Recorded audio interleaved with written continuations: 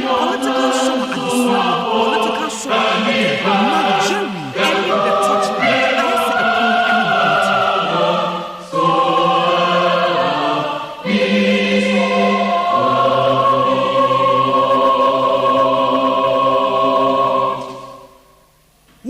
The Torchlight Jumedie Ewo NIT 100.9.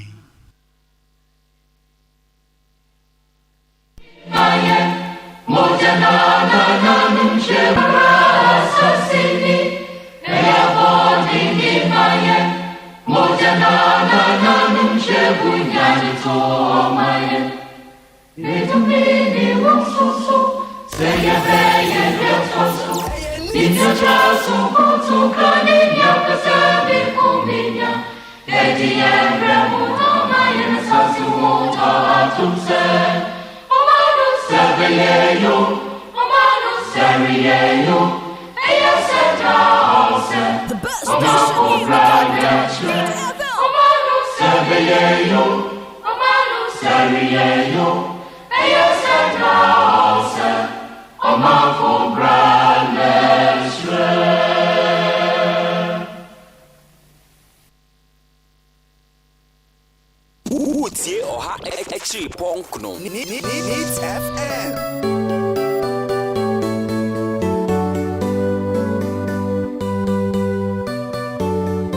station in the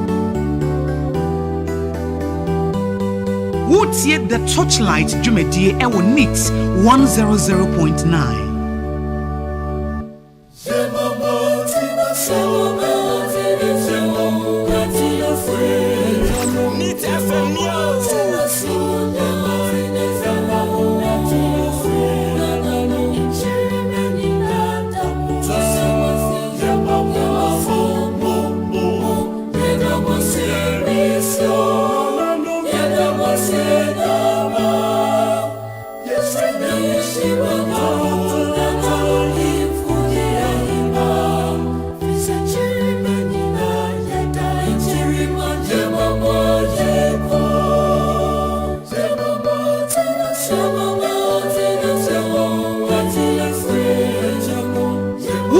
The Torchlight Jumedie Ewo NIT 100.9.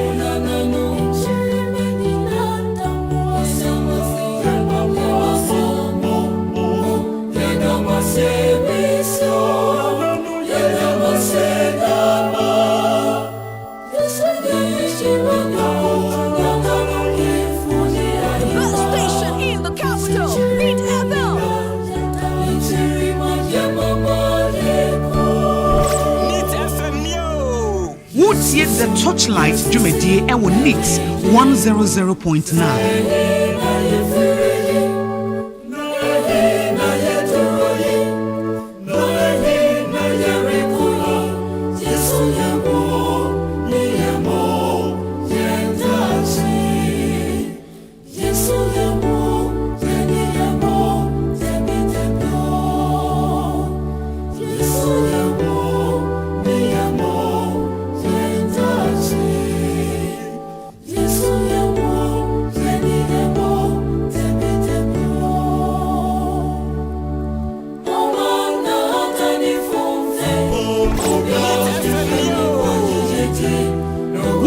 The Torchlight Jumedie Ewo NIT 100.9.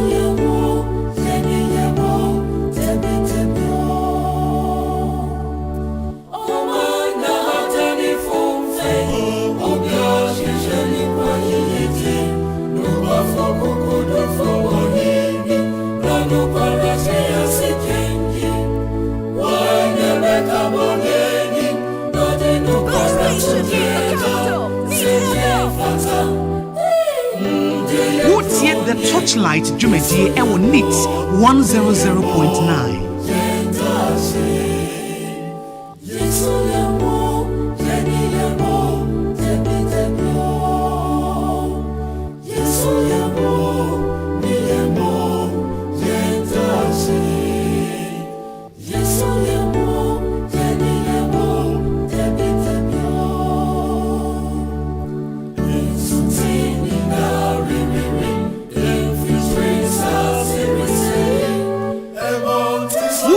The Torchlight Jumedi Ewo Neat 100.9.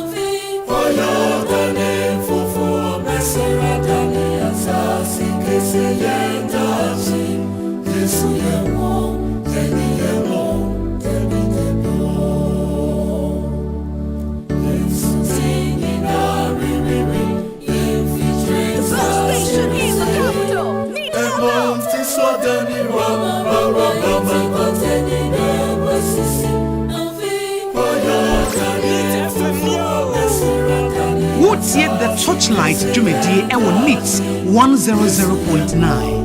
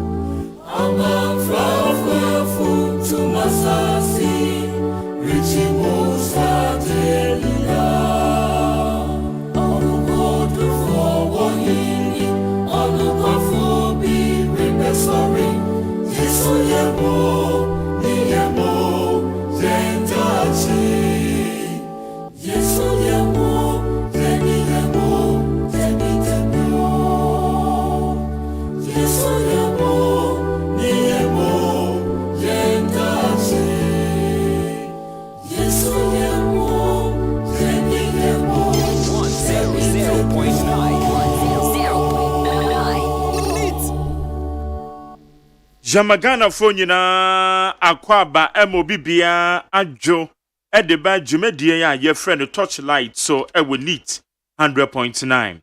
Ye the Torchlight tea ye the brow ebenada ene ya wadebia. Ebenada ne ya wadebia ene ye the Jumedie ye the ebrow. Ye tena se say na ne ye nsemo a ye the bo man Ghana. Amanyo nsemo a ye ba behwe na ye timidi atoato adwen. Kwan ben so ne ye befa so e de akekere oman no. Oman no so ye be kekere gina menu mienu so. Na menu mienu so ye be ya se de yi a na ese ye pesika de mo oman no. Na so oman ni sika e besi den na ye oman mufo no kra na no matima koyi amayen. Na ye tima gina ye nan so aka se ye man no e konkan. Enti we ni nyina ne ye no ma bi a ebra no ye ka bom menu mienu ye intellectual discussions. Ye hwe nsem akodo a ye betimi bie mu yi na atoato adwen said the democracy net ye no obi ka bi na menso maka bi na ye nyina ye timi ankwan pa ye befa so ne ye de pia ye man no e de akwa ani mu anu ti na bra no ye tena se ne ye de dwumadi a ya to ne din se eye the Torchlight ye de brow ewo neat 100.9 so me a me de dwumadi en ho chia me din e de Jerry OSEI AGYEMANG matena se na me de aseda ebema IK a champon producer ojina mechi ewa ha sanra so na media aseda bema Pius Bedu Banse na omi obenwani Abdullahi Dasmani media aseda enso e de bema eye wa wutie me kwasi aboaje na me channel manager Dr. Faradexon na ono no ye executive producer fully supported by me general manager Kennedy Asante Ose Esquire woman ebo me chido ma de dwumadi ye de ebrew ewo neat 100.9 oko Facebook ne so a mepacho Facebook live no eye neat 100.9 FM neat 100.9 FM Saranson and as a woko your YouTube channel na eno ne despite media we any channels are betting and Saranson and yewo other online platforms ye stream live ewo ho eno so woko ha neat FM eno so betting and ewo ho ye stream live ewo ho and then sample mienu ene ye ba behwe dear di kan ye ba betwe your property rate nti na wuti ate ni ye because maybe ahoma na to muntem say wo yo bi a wall property ntoku ato ho asem na ye kan ntoku ato yi mepa chaw san na wutu ya no since ye call abe for kwan so ye sha se ese ye de eya abe for kwan e de betua eye ntoku ato because ne aye hu ne se ntoku ato no e na various assemblies ni tua no akwa akoye bibie wo ho enu nti aban ne hyehye mu no wo mo ye so mo de bekọ abe for kwan so abe for kwan so no emrante ne mbaba wa bi ebeba wo ho kwan on be fa so no ma register to the eye online portal eno no eye ghana.gov myassemblyghana.gov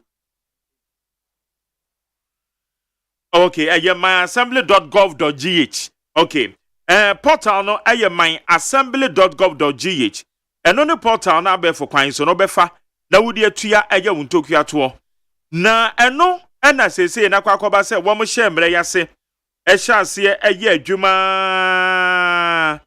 eba besi sabiri no wo mo ba be hye enforcement no ase enforcement na nyina ne sen ya hye amafo ekọ portal no so ekokutua eye sika ese fata se wo mo ebetua ebenum so de wo mo yi wo mani se aban no na waye ne hyehye ena oba beje se ntokua to no so ye nyina no eto ho asem de ye kanyo eto no ente se ye jeja ye ho because oman no ye nyina ye kam se makwan yo misuku sem me na me ho akiri mi o na sei na ekoso no ni nyina na yesika sem eti effectively no ebesi den ena nei adwumaku ye Ghana Revenue Authority womo hwe se won bejeje se sikai na assembly se ne saka omode na aban no so ne chefa wo no womo saka omode na woma hwe se mpuntudwuma bi esefata bi de beye no etime akoso no sen ena ehon hyehye no tie because various assemblies when you say ye kan ye ba beto ye district level elections no eno ne abato a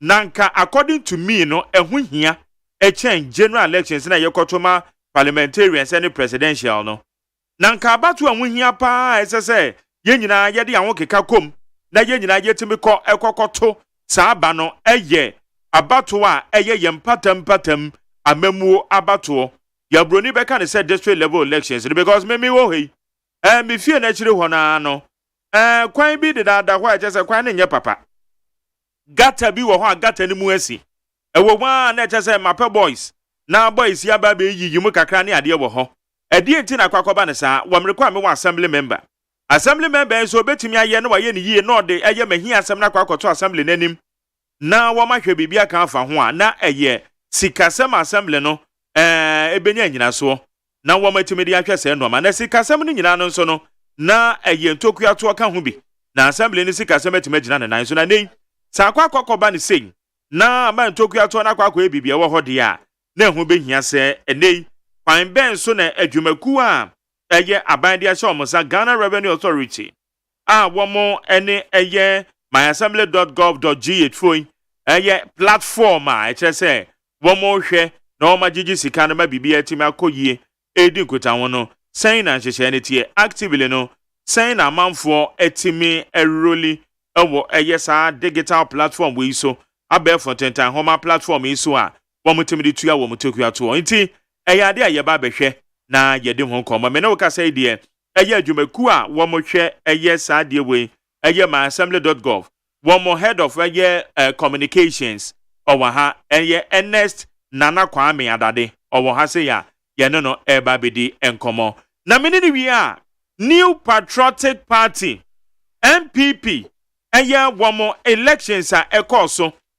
ye ba be ye analysis e wo elections no ho na elections no sen ena ekoye na enu akire no so no results e beto odwa NPP ato abanawie etiene mene Dr. Theophilus Edward Richardson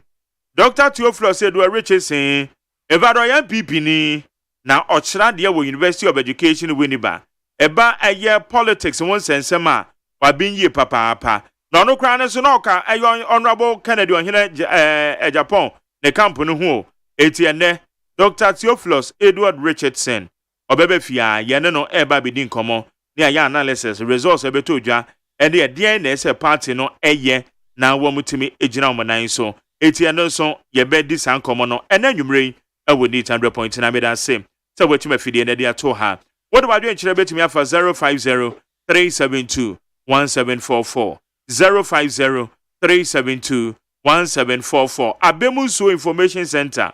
Mo wakpon katamanso. Brano na mabiem no bia ete yanka ewo ho. Eti Abemuso Information Center. Yechia mu nyina ne adwumayefo a ewo ho. Ns Nana Kwame Adade. Mazi ati say.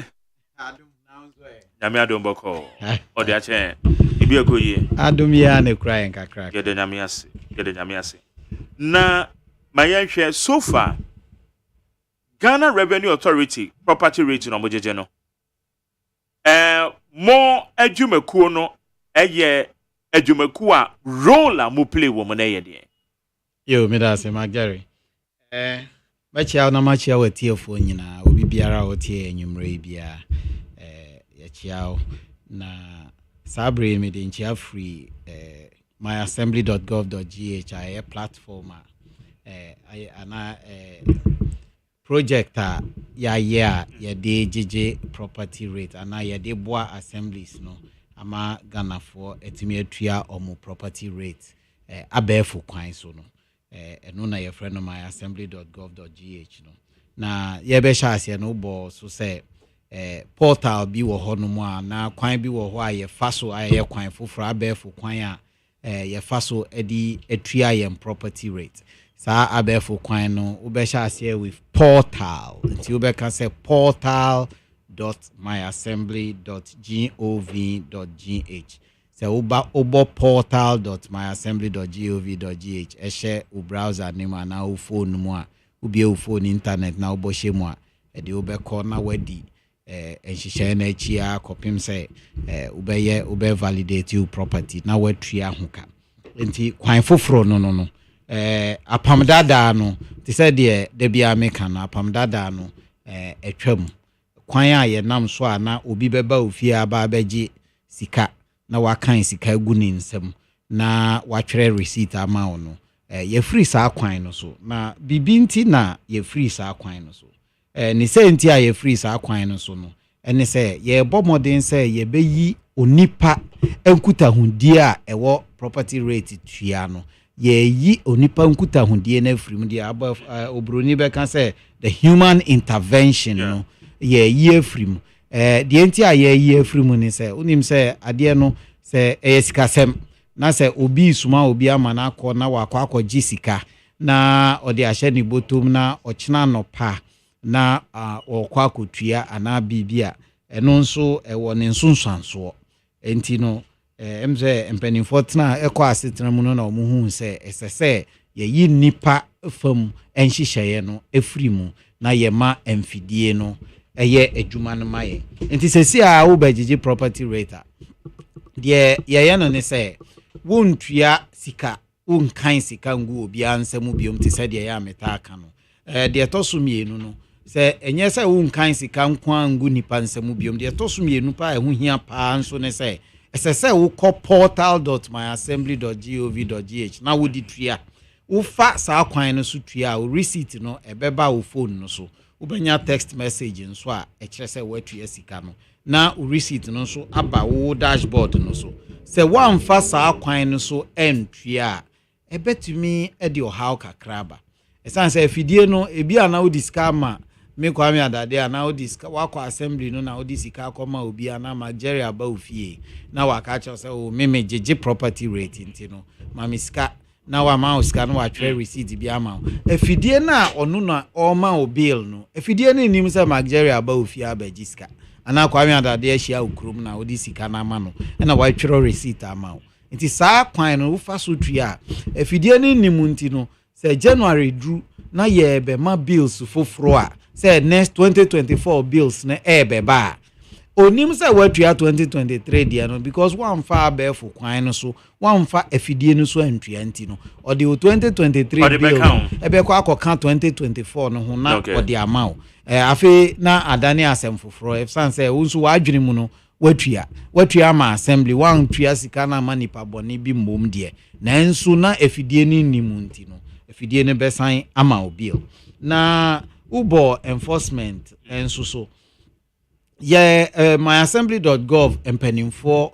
ati omo ho agukrum omo yes omo betwe amanfo omo be hye nkrofo kete ama omo atua adentina nkrofo ye ba be hye nkrofo kete ama omo atua omo property rate esan say mre na esese ye di twam no emra no ma ho kwan say obia ye ma property rate bill ana ye beliwa uwo 42 days enafua aduanan mienu utumi di tua na se enafua aduanan mienu no so na wontumi ntua ya emra ne se yemfa enadu emo nkaye ti said ye bo nkrofo nkaye ya send information ya social media ya dibia ba daily graphic mu ne niama ya send information bebre ya de bo nkaye na nkaye bo no mre no atwa mu no saa 10 days ni twa mu a emra ne se yentwe kete yenhyew na tua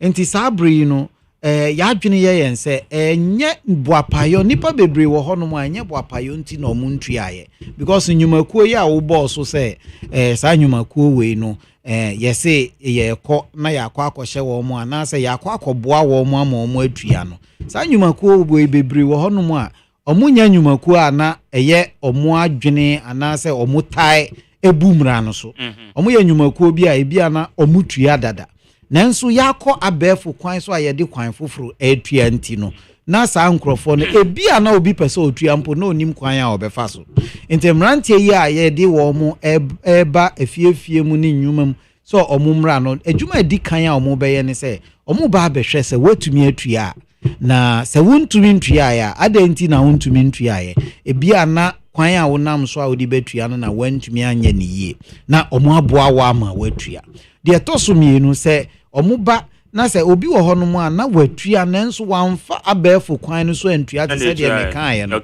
enti no wakotua sika na ma assembly official bi ebi wo hono mu a na sika no ma ne mfa ankwanta sika na akwa akoduru nanso emrantie yi beboa o na sika na watua no omu behwe o receipt no se receipt ni authentic na sika na akoduru assembly ho na omu beje o receipt no na omu di ahye afidie nim omu di hye afidie nim a na ekire se afidie na hu se wonso watua enti next year na ye belia ye mfa 2023 no die no embeka o 2024 bill ho na die twa to okra ne kra omu be ne se ebia na obi ntuaye na ono a enya se ebia o pese otua na ontumi ntuaye enso wa ye na adwene se ontua saa nipa no omu ba beboa wo se wo se wo ntiase a omu bebo okoko na omu ba okoko ni wie na eno nso wa ntiase a ya hye se meme yawada ebe obi biara esese wotua a wontuaye a ebia wo ye companies ya try ne bebre am na me kan say over 148 no when ye de edikan ye were thousands of companies omunso edika omuntuaye enti 148 ne de ya soma nipa se omumra na omuni mumbedi nkita ho na omumboa mo na muntua says ebdru ya wada ewukwada ya ochina na ewukwada meba ochina Wednesday ye mrantia na ati omuhu agumu dada enya afi na ye bebo wo munkae ya omu ati omuhu agumu dada enti se ochina ya wada idru na wo ye company na wontua ya ochina wukuo se wantua de ebesia ne se ebia bedru ya wada no na udimbo papers mu a yesi owura magjerry na eno na che say the whole Ghana na mobile publish ye be publish obi biara wontua ye obi bia ontua the property rate biara wontua ye wo nipa over 10 million properties wo system no so wo mu a atua no omo atua dada ne share da no so enti no ya share every companies corporate bodies any niama wo mu na ya soma nipa se omunko na omuni omunko di nkomo no esan se omu de ye nsusu emu no na enye boapa ye obi se omuntua because we know the American banks kan ho insurance companies kan ho companies akese wo man schools private schools kan ho say ye no nyina media houses obia wuntua ye no a wo ye corporate body no ye nim se ebia me de we ye mfato ho keke ebia na despite abrosan kase na munya ntua ya ye mrantie no omo adwuma ni so mbeba no omo abe kai mo se oh mu property rate na afi ne ya aso afi we nso de ye wo November nti yesremu amu adaroma mu momodin na muntua yesi se ebeduru be ukuada na owura despite media for na muntua ya wada de ubebo we ni pre na Magjerry una ubo front page na yesi odi abanka nti kokotua na efutua medema obi biara otua property rate ne say property rate no district specific rates district specific enti no se u de uta akotrobo MC ye wadamfo madam for pa enti no se untue uti trobo na untua o property rate o ha trobo man no esan se sa property rate kakra we niama bebre enu na eboa ma ebia MC ukwan ya usu se eso aye basai MC baba betwa so a sika we num na odi kotwa so se nkrofo nwanwa meka na omo ate shock kakra se even polisi a omo ba omantem ho beye sa patrol ni niama assembly no so assembly so masene yeah that's correct top petrol ma wo mo ebi wo ho no kra na kakra wo ho amunji we na muduru kwan so amode ato yogurt na mo anum na mo abo adwuma na enu motivate emu patrol team ni niama ma omutumi ye adwuma ni ye ebia school bia eso apa wo mantem ho no sa assembly ni beba abeboa na assembly ni disasika we num na eba abeboa nti no emprepi no wa ye wa adwene se wontua property rate na wo twi property rate ne time wa twi mu assign no na wo how mine no areas bi wo ho no mu a omu baller say baller na emene wo mu sika kru ya na assemblies no etimidi boa nanso eya na enkrofo wo ho no ma obi sorry I was you media mi hunu hwe but nyama kakra sika kakra na amutua no na omude ye sesi aya tremu a yakọ abefo kwan so yi no ebe ma assemblies ne sika semo akonkan omusika na ebedoso na sika ne ye bebre a adwuma ode be ye no nso bedoso obetumi aye adwuma ne bebre nti eya disrede sabri de ye pa nkrofo chew se assemblies ni hia sika no wonso a wo ye oman ba pa wotua dada na ebi a wonim kwan a wo befa so no kwan na wo befa so na ni emrante no nso beba se ba ne se de atie bia wa ye bibia na wontumi nya yesi frɛ yen wankasa tu anamo kwa assembly ho ana frɛ phone numbers ya ye de to dwai na phone numbers no obi ti hodom 24/7 anadwo nyina no ye maba wa ni ye mrante yi no fra omo be peke na omo aboa wo na omo akire wo kwan a wo be fa so a wo betumi e de adua enti na property rate no ho asem enti na je se mo mrante ne embaba wa na mate o magu montene so no womo esan kire se wo difficult because obi wo ho a abe fontenta homan on shede nimo enti ni tua no ne dene so betua wa abe fontenta homan so se mranti eba abeboa na watimi e de atua no anti no mo nam krom omo adwuma omo ya no no nti sesi ano asem bia na mpese me siso pa ewo krom se obi gigi sesi obi angigi property rate ni biom ti sade na ye nim no no because nipa ne ba nya liquid cash na de be ma no oba men man sika o se man sika mpa cho for police na police nche ya ngi sika biom eti eno na etesa de na je se eye platforms ben na link na watimi de atua because you nim say mobile momo wo ho ebia the bank account and na say bibi etesa say ye and which of the platforms ni nyina wo momo a fa mobile money de say obi ani ho no mo a I say nipa kakra bi no mbetumi aka say ye ni momo ma obi bi kura oje obi de obi a wo momo kakra e wo ne phone so bibia wo why adwen say obetua wo property rate no but modern fa momo no kakra to so se wo ni momo a se wo ye obi a wa konkan kakra na obetumi atwere check a wo de atwere check no obetumi atwere na assembly ni din mu ana wo twere no myassembly.gov.gh a ni nyina eko fa akon ba bia wo tua na eno ne ba ne sana wo twere check na ebesi den na reflect no wo twere check na emrante na omo ba ho na ombeba be eba abeje check na omo de akwakotua ama but the easiest no any de ye tua no momo yi a ana se wo bank transfer nso a ana card na odi betua ni nyina system no eje nanso sika se wo be kan sika boten go obi nsamu no liquid cash se sika boten abekan ya bia anje property rates akwan no so biom na eya na nkrofo bisa say na sese yesi obi gigi property rate na obi anjeje biom wa tua to account no mu direct memfa sika ma obi a memfa sika no mfa kwan bia so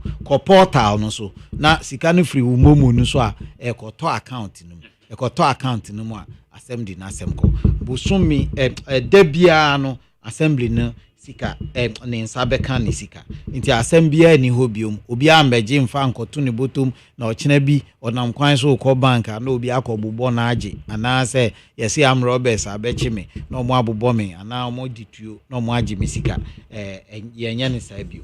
Okay, wasogu so a wetie ni 100.9 yene portal myassembly.gov.gh asuye a wekho na obetua untokuya to property rate di afa no panyufo no head of communications Ernest Adade ene no di nkomo no na ni nyina no ye gia renhyehyɛ ya womode jeje property rate di ama assemblies no ebi ana wo ye fiewura ana property bi a wo hwɛ so ana se bibi ete saa no mema okwan na mafrɛ dia wonte ase no bisa na Ernest Adade ntimi yiwa no enam se efri yawade kono womo ba be chance na woma publish names a woma default woma entua womo tokua to woma entua womo property rate efri yawade kono womo ba be chance na woma publish sa names no ewo de obon krata mu nti obehu se wadwumakuo bi na ni din na ebom se wuntua property rate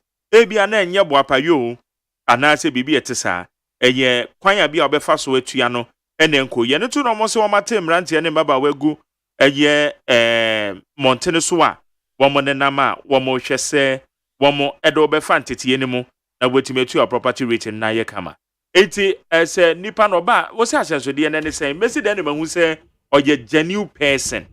Okay, yo niama miensa de di kan pa o ne ID card myassembly.gov.gh ID card. The tosumienu omo vest ebi she dark blue the friend blue black no vest crest coat of arms no bonebo. Okay, and I throw one echi myassembly.gov.gh sa eno ne de tosumienu o hwe portal no so a na obi ba honom na onene enya adwene ana bibi kire wa adwene kakra na o hwe na de oka no entoto wasumu yi a your numbers no portal no so utimi check in phone kura e portal no so enye obia na animu eno se de kwan a obefa so obeye enti na wa frɛ your numbers numbers be na ye available numbers na eye beye nwotwe numbers no dɔɔso pa enti no se obi biara ebia ye obi be ba be ka kyerɛ se o me beye say oni ne nya adwene a 0302 756 820 059 0549 Tobo na bobo na numbers na telephone be here 0302 756 820 okay 0549 986 968 0531 109 266 0531 109 288 0531 109 259 0531 109 274 0531 109 283 0531 no edoso etwatwa so bebre enti numbers amabobo so nyina no ya ye flyers a e call round unya bia hwase ubehun se numbers ni nyina egu honum ase nipa ne ba na se ba se mefra mo betima tracke enwu se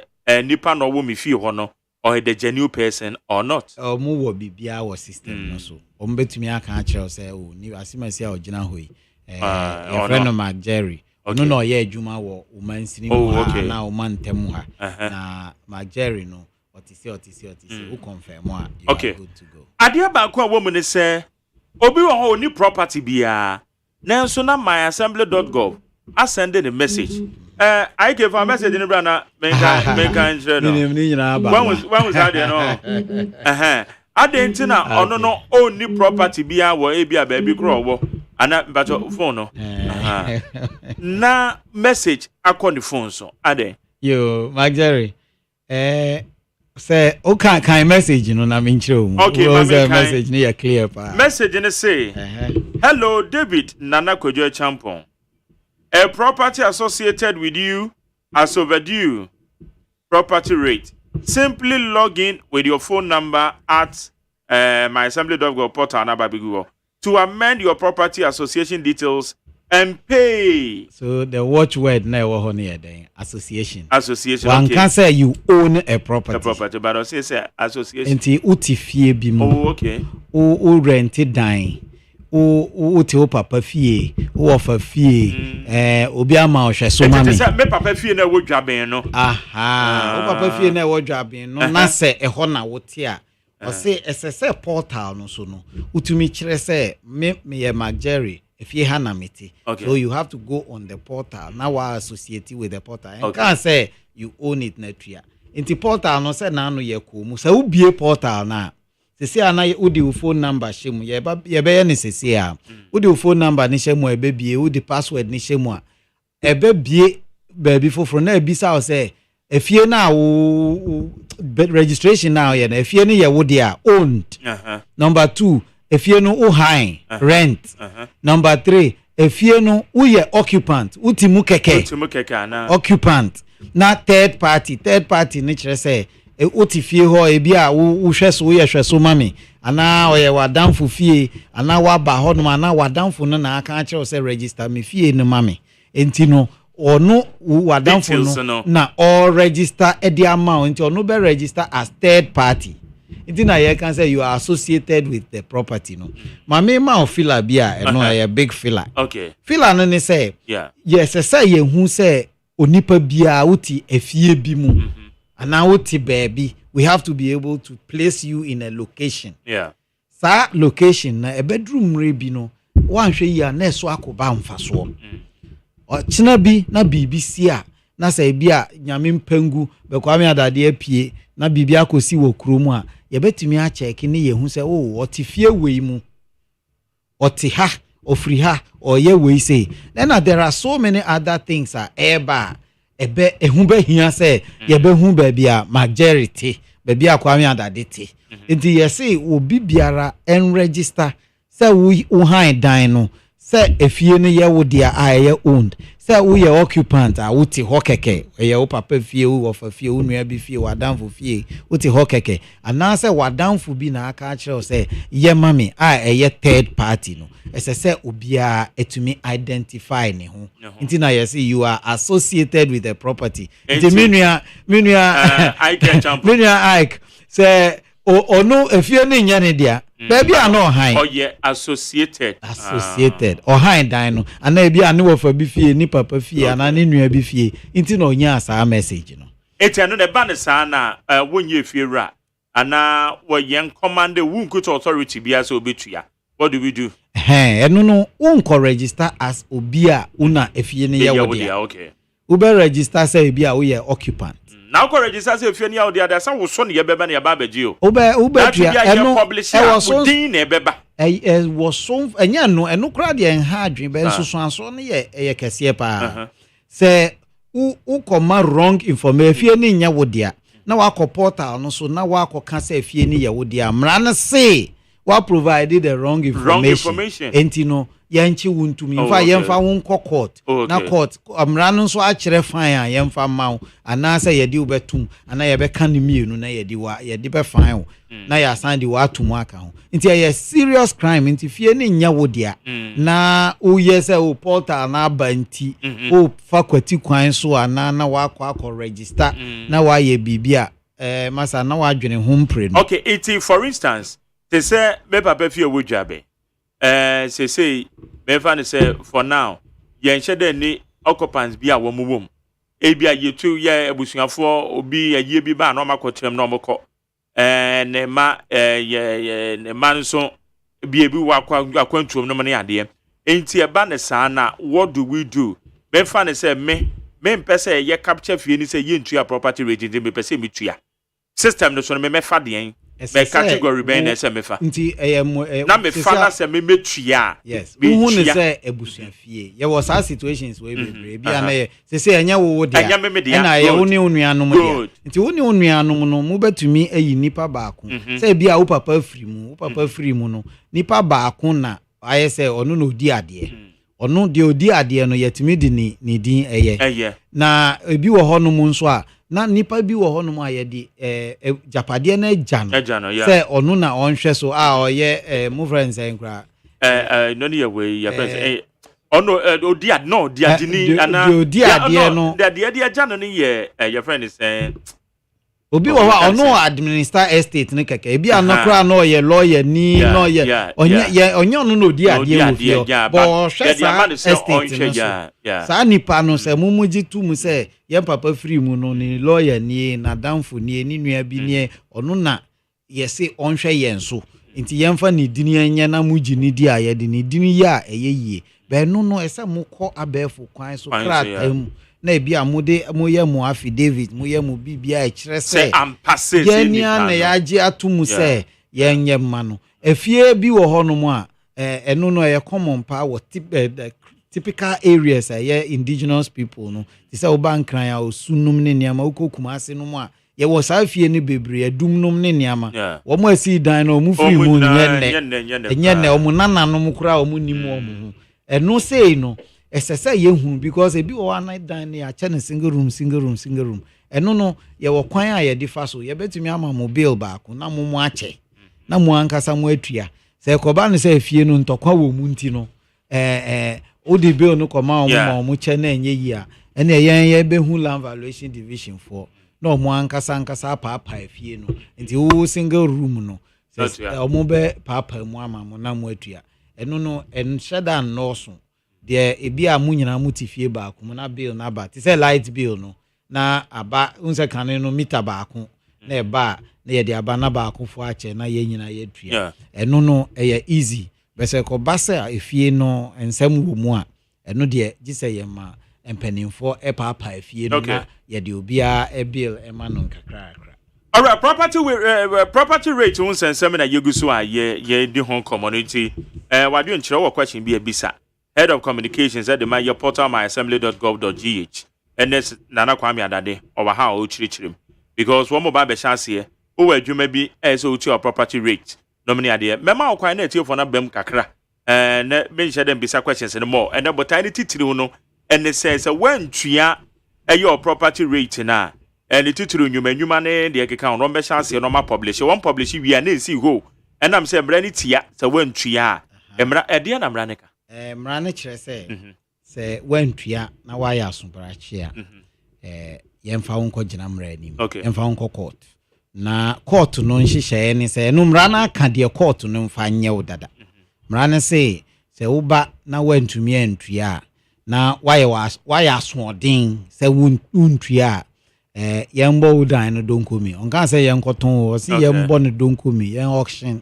na yembo no donkomi a yemfa se odeka 2000 na ye bodan ne donko bi na dan ne ye 1 million yente 2000 na sika ye de wo court no saa sika no nso yente mfrim nti ka ye bo de wo court no yente mfrim na de aka no yemfa ma de odi be ye bia na odi aka ya na yenta nru ho because emprepi no mra no so ma ho kwan say even at all wantua na wa ya so odin na wa twene tan na ye de wo court na court proceedings na koso na afede wa hu se chale de mi ye de em se ya ha adwen enti no matua mra ne se ye ma kwan ukọ na ukotua na oba na wa be court na mane se mi ana me kan ye me sanso bwa enti makwa akotua kakakra wo ho a mo abọ no na ye se ye be bo charge kakra na ye de no nso abọ na watua na ukọ oba bi samra na sa kwan ne so ani yefa de di kan companies ya soma nkrofo so mu nkomu yi no ya twere letter ama wo mu ya twere letters ma wo mu bebre still ebi nya ntuaye ya soma nipa aba wo mu ho de ha wunti a wuntumi ntuaye no ka kire wo mu na omumboa wo na tua onu nso so mu ba na wantumi ntua de tosomiensa ne se ye bebo odin na amansan nyina ate se wo ye mambofo onni Ghana mraso wo dan so wo mpesa wo betua se enu twam na still na wo ntua de a na se de aka ye be ya ne se ye betwe na ye de wa akogina mra no okay good man yan to aswe afi say o hwa ekosen amamfo obaso ehase ebrebe I think first May ebi hyase April na dodo na hyase May every January ebe pim April no na abase ss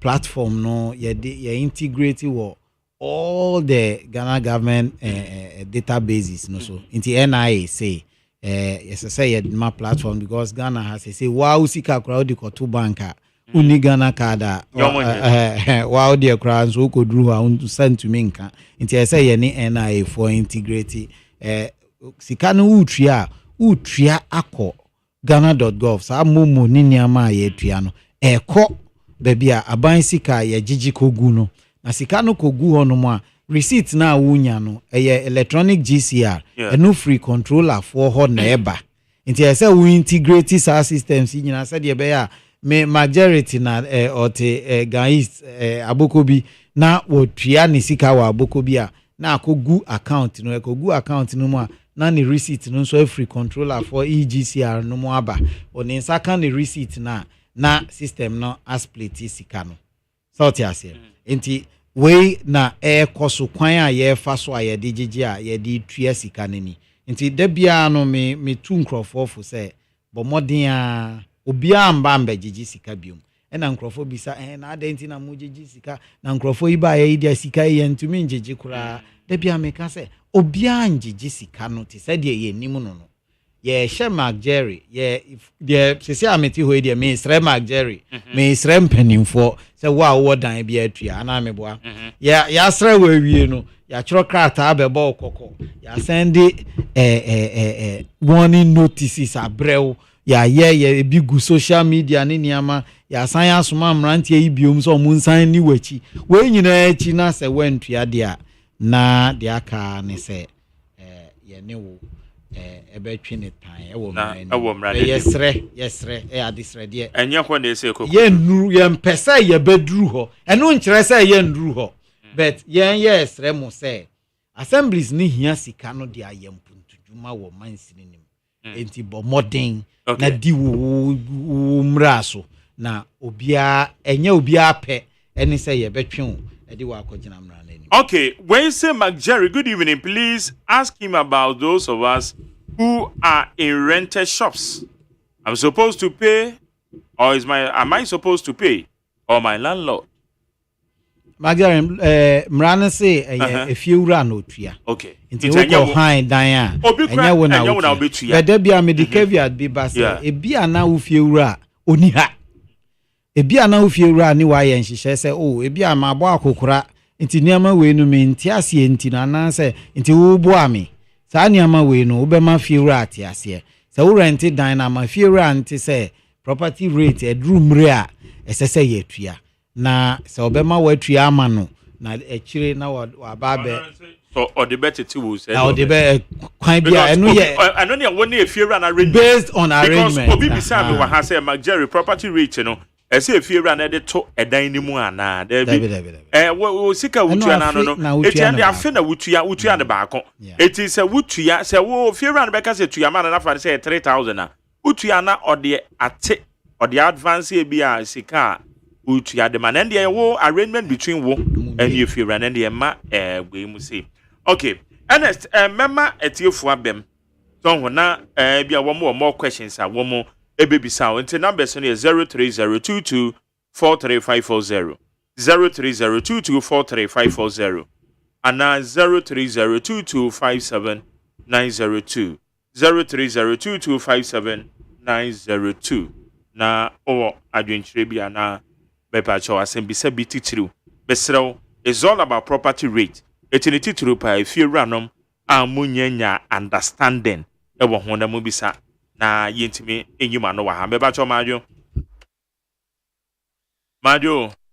okay change mame majo yeah okay yetio Me didn't declare now for what my great. My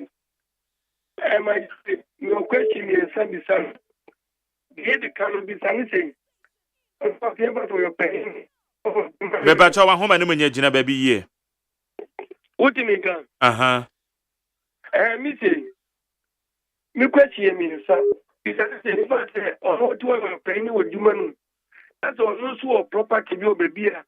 O tue bi na so ntua. Beba cho mu nyina e capture obi ase question de e relevant. Wo mu nyina emfa won say wo ye pani wa adwuma ma na win ni to so next one.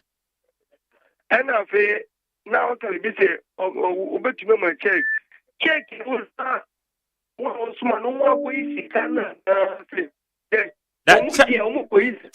check any your close check o enti enya check a ba betwere obi din eye check a assembly no na wo twere assembly ni din e de aguso ntete se me a me wo ga east no na ma twere ga east municipal assembly anase myassembly.gov.gh eno no bi e no obetima ko yi sika na di ayo ene ka tene say omo woni na na we ebe ko wi na obi be si na obi be talk oh there be okay me that's it ma main next one me bacho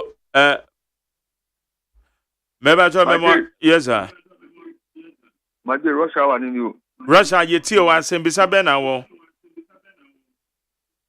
say meeting kan na me titwe su bo bi wo onu on titwe nu anti e papa nu e be de na amuso on beti ase okay it's education no kwa on be fa so aye ne kasa huduo mu na yetimi a broadcast wo aye radio awe and television awodo so that is correct me that say number 2 mi wiye if I say me see that my boy of friend the fitting onu so metua sika no so okay temra ni bisa say edan eye uncompleted edian amra ne ka fa wanye za say uncompleted no and what do lenti no the way they fitting do baby o and asa fitting de anye fie ade yes problem oh David eye enka hom pacho why I the contact me business asem no my text message before onu tina me business asem amepacho eno nka ho why enu kan yo wesi dan yesisu ono ene ye kan ho asem da se sasa se de ntoku abi ene ho mepacho majo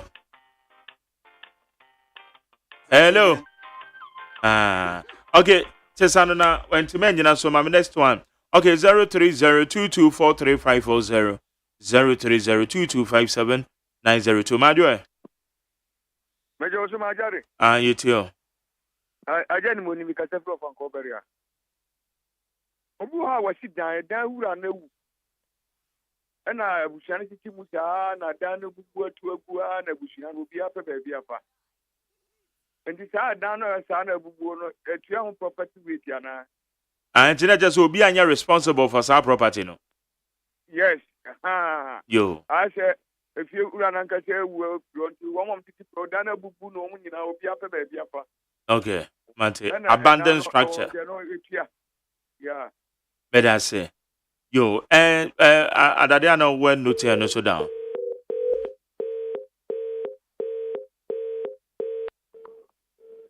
mebacho memoajo Agye mi chao. Mebacho yetio We teacher kojo mi frefi sumu. Okay.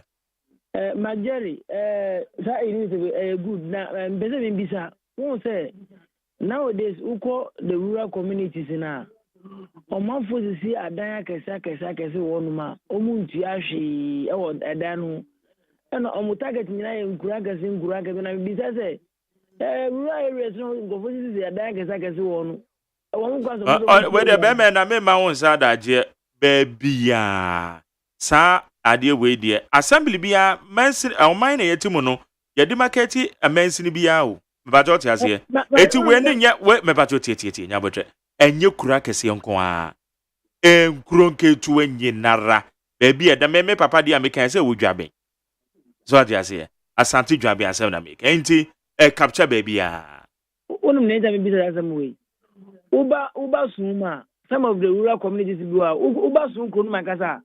One was see there when I told stop work, police permit. But open of the rural communities Numa. Who stop work, police permit, and I was a citizen, you know, go for him. Maybe property rate to 170 year kind to Obi or stop on the work and yes, Edumako we Eduma. Now, property rate and property in the Japadian is sick on the fee, no. So, Ghana have baby, I then be a capture that. But I say, a bin 20 a year boko no. Beba to Mario. Yeah, Yet you. it did go with us or I don't have a DSP1. Okay. But I jump the same business, question we and the same business. Some now what they call Abefo, the international say it's your fashion. Omu bordello actually property rate owners no. Omu dinka medication e conform to the sense omu beti asia kwa hu kwa omu faso atua. Okay. Na say entisa ade gina afiansa edu so mbetu ska no mu tu omu mlanche no mabawa edu omu akwa akwachi omu kwa mba faso ade atua nti misro mbese oyisa akwachi na no e mami. Meda sepa, I mean sure. Okay, you better baby at 2 callers be. You better be. Okay, beba to Majo. Majo. Hello. Good evening. Yes, I too. Me pacho why exempted from paying property rate. Beba to emrani de me ni say the exemptions were ho. But exemptions were ho but you won't be catch why? Minimum Local Government Act or say shall we a owner of a property now when you're 70 years and above Yeah. wouldn't you basic rate and property rate number say we won't say still in force and this Open ya that's a part of question out there, but be ya no the amount. That's it. It's ya no wait here. More that's it. 03022435540 and that's 03022579002. Now, for property rate on one sem said it. Ernest, ma memra what you fancy ya, my fancy hands. But yes, you free your papa ne the say why not? You exempted soon to so too.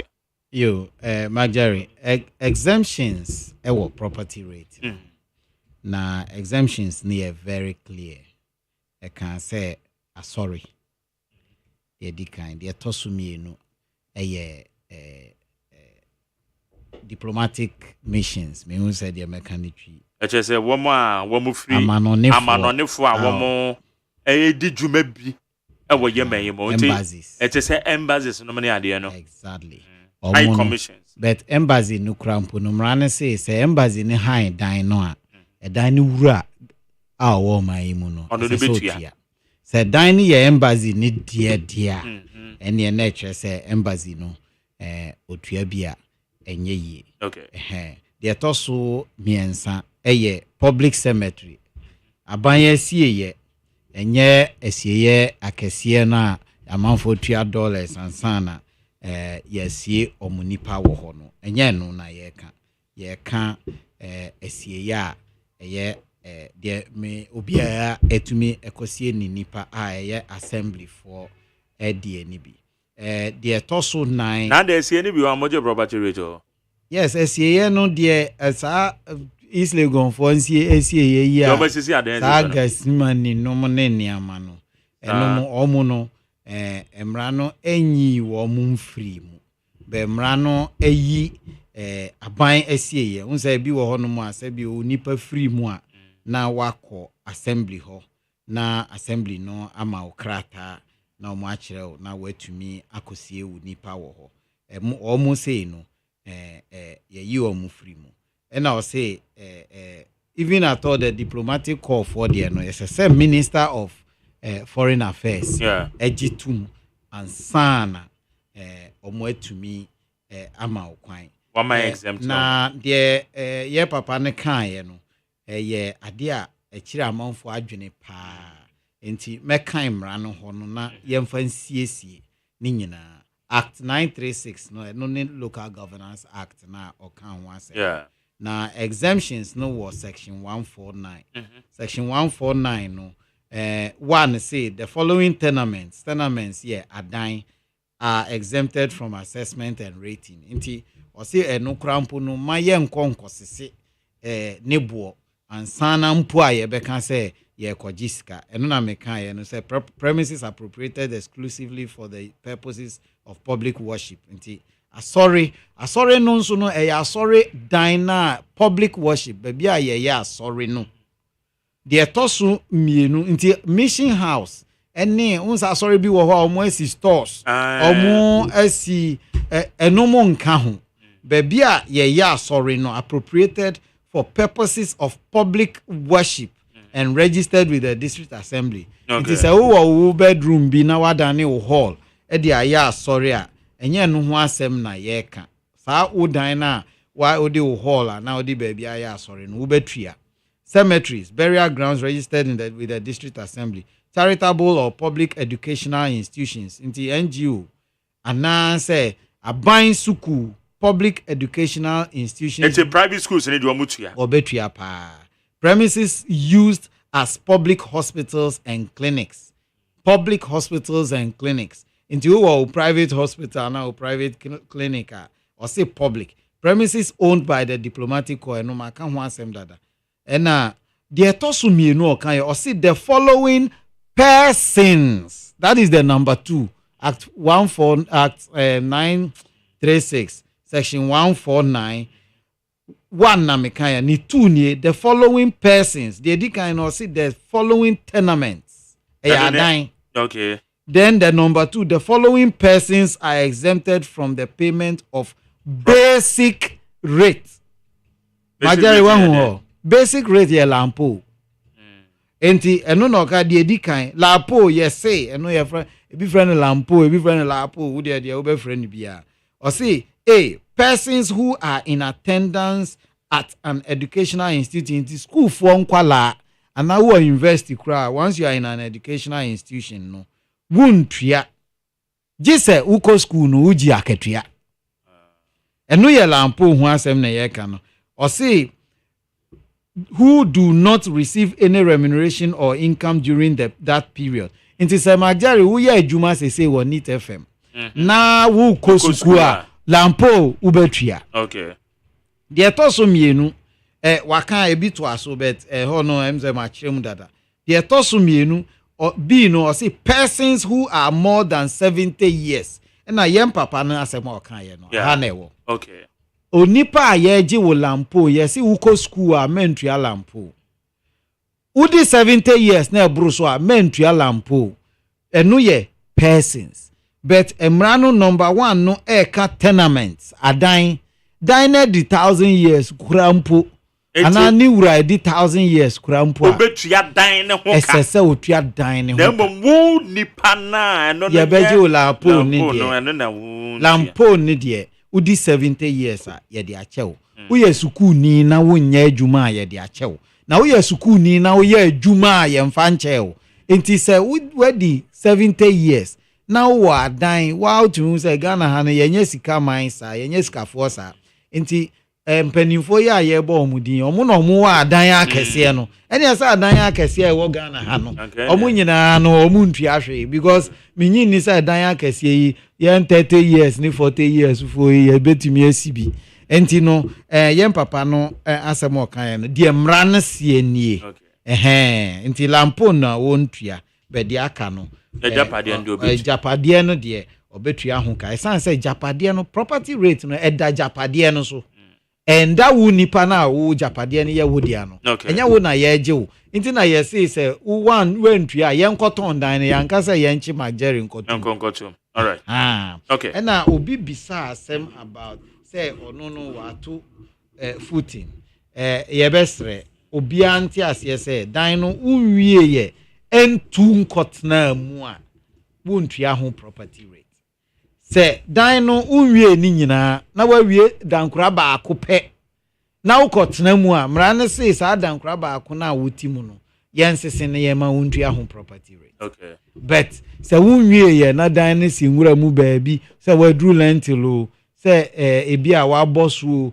once a wonya nkɔtena mu a wonwie dan na sɛ baabi a na si nwura mu o si kuro mu o ɛno no deɛ yɛgye wo ho sika enye. Okay. All right. Meaning say further questions be I think some say questions never there. Most of them some say yeah no bebre wo ho a ehia no ye bia sa antina okay. All right. Inti say the year can say every yawade kono eyade a wo behwe wo maintenance ya ititiro nyumako nom ne ade mbo publish you be publish sa pepe net sa ne aye adwene okay obi so ye fie kan kotuatua mai otie yen na so wo how bi a open assembly na kira kwan ana numbers na de atudwa no ofra assembly no be direct ana ofra na ebesi mo so na mo be direct na ma obi akọ ana ofra na ebesi call center ho na ya training wo mo betumi atena call center ho atwerɛkyerɛ o de o sese information ben na nipa ne fra on fama ne o de o fra o ha obia o fra ya o si o me ye fra me kwame atade me fie wo ha na ebi a me pese metua nso mentumi ntua ana me fie no we ni na menti ase na emrante de mabawa na omote ho no omo abin adwuma ne mu nti no omo ankasa be kyerɛkyerɛ na ye kan say de bibia akire wa adwene aboro so no twempen assembly no obi wo ho no mu a obeso wasene na waboa. Okay. Yo.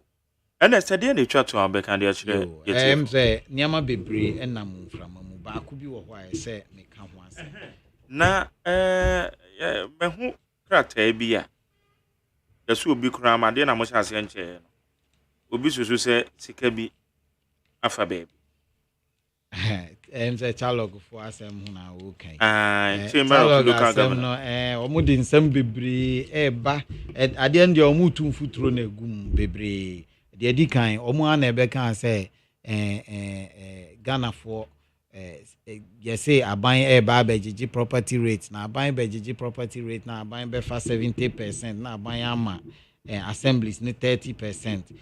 Me ba high call stations bebre so e can say enye no kresa omo a nche bia no mo ba ye say sika na ye gigi no kra na emfamra kwan so na omo de krata bi betu mu na ye be kyerɛkyerɛ mu say sa 70 years ni niama yi omo ana de betu mu say emra na say we di 70 years a eni say wutua na na ye be kyerɛkyerɛ mu ye de mra no betoto ensem na omo keka ye ne ho na ye hu say mra no kra no enye saa na mra no ka say omo aye nipakuo bi a omo aye omo adwene say adipa yi a eba yi a ye be ye ho adwuma yi no omo betoto na se de ye ka ne say adwuma wei no assemblies na nkasa say na otwini a metie Trobo MC no na o wa ha na o kan say ono kra mpo de ono obetumi aka say enhyehyɛ ya ye de abai ono de aboa no ye wo assemblies bi in fact say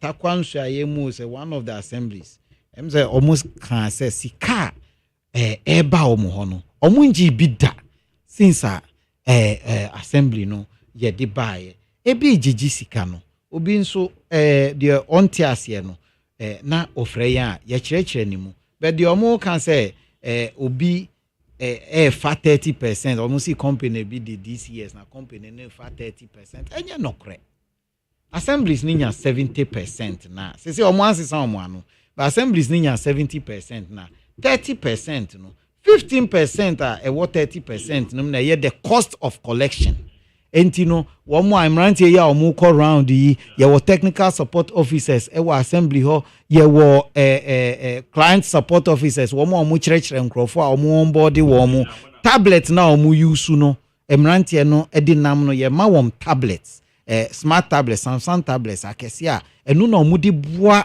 nkrofo no e di onboard wo mo sa tablets no any data say platform no ye live ye internet nti wo hia mobile data wo tablet no so in fact cars na di omo call round fuel a ye di gum bibia ye di boa aye nhyehyɛ hu adwuma no ye di 15% of this money sika na ye begege no ɛna ɛyɛ ho adwuma investment ni nyinaa every 15% na assemblies na for 75% into 85% of sika na ye agigi ni nyinaa no assembly no eni kwan a ye fa so a ye de agigi no ye di tuaka eno na ye di tua ho ka enti ti say ye beba radio so but na be say assembly 70% in a com 70% no co direct na 15% na akoye the cost of election na nkasa the cost of mobilizing the revenue and no the assembly is normally a tuya there be eno no ekọ wo mo a ti say secretariat ho my assembly ho no eno na ye di ye bibia e fa ho communication no then you say 15% but assembly is 70% and they secure it is remaining 15 is one remaining 15 no eno dey say ukaya budget no owura kenoforiata ready budget no o see ye be aban be 30% no mo de no abo ho nyina ho ka nti e ka bia software na ye be use ni bibia no aban no nso atwa sika kakra eno nso obde be tua eno ho ka nti 30% na eko into the arrangement no so 30% no na ye tua nhihye ne nyina ho ka ti say de ye kan no budget no mu a call parliament no nti so obi sorry na obeka sa de o mo kan ho ne say sika no kogu myassembly.gov account bi mu look sika no myassembly.gov no ye platform Majeri na me kire bibi mu say so obi ye fa ne say assembly bi na me yas ejuma wa assembly na omo te me withholding tax sika no be kwa kogu yi enya assembly no na ebeti ansa na wakoji are akwa akotua simple arrangement nti nkrofo no nsem keka no ya na media mintumi nkyerem media me de ni say omo se omo atworo letter akoma special prosecutor special prosecutor nti yen hwe de all right okay me masem nyina omo forward the accord omo se omo de amana yen ye adwuma nti se omo de aka no yen jai no mampanimfo na omo ntumi nya but Ghana for nti ase se sika gigi no enya nipa na egigi na sika no nso yen gi sika physical cash transfers na no nso no every day yes splitima assemblies no enti how bia ni ho obi wo how bia em say kwan a omo fa so e de abisa omo questions no ye be yi omo ano ye nso ya ready 24/7 say obi biara owo enchirem nsembisa bia no omo ba ye be yi omo ano all right na momra nte na ye say wo mo tablet a wo mo antima anya adwuma na be se na maje ayedin and I said the most man track it. And I say, me calls be. The worst case scenario. Won say woman no ye be share adwuma na ase no eye emrantie nyina free assemblies ni na ba yamfa nipa na every ank yamfa nipa mfri nkran ene ye de wo mo call ye assemblies no na ye ma wo ma ye nipa nti nipa na wo kan wo ho asemi ni ameti nkran bebre wo amimi ni mo na wo mo konkon je mra se na ka bokwa wa ntima anya adwuma tablet aye de ma wo no so ya tablet na ye de mam wo say fa ko onboard nkrofo fa ko boa nkrofo na mo fa mra nso a amanfo de ko nti aye asem but ye nhihye a ye bo modern say dodo bia ye nsa beka bia no ye beje wo e bi nso adi no kore omo se mi nya adwuma no nti ono ma submit tablet no me ji wa krant na me de me ndwene me ho na wo de ni oniama abrew e bi so de ko nti ye be fa ne sa be that say Ernest Nana Kwame Adade, head of communications at the Maya portal assembly.gov.gh.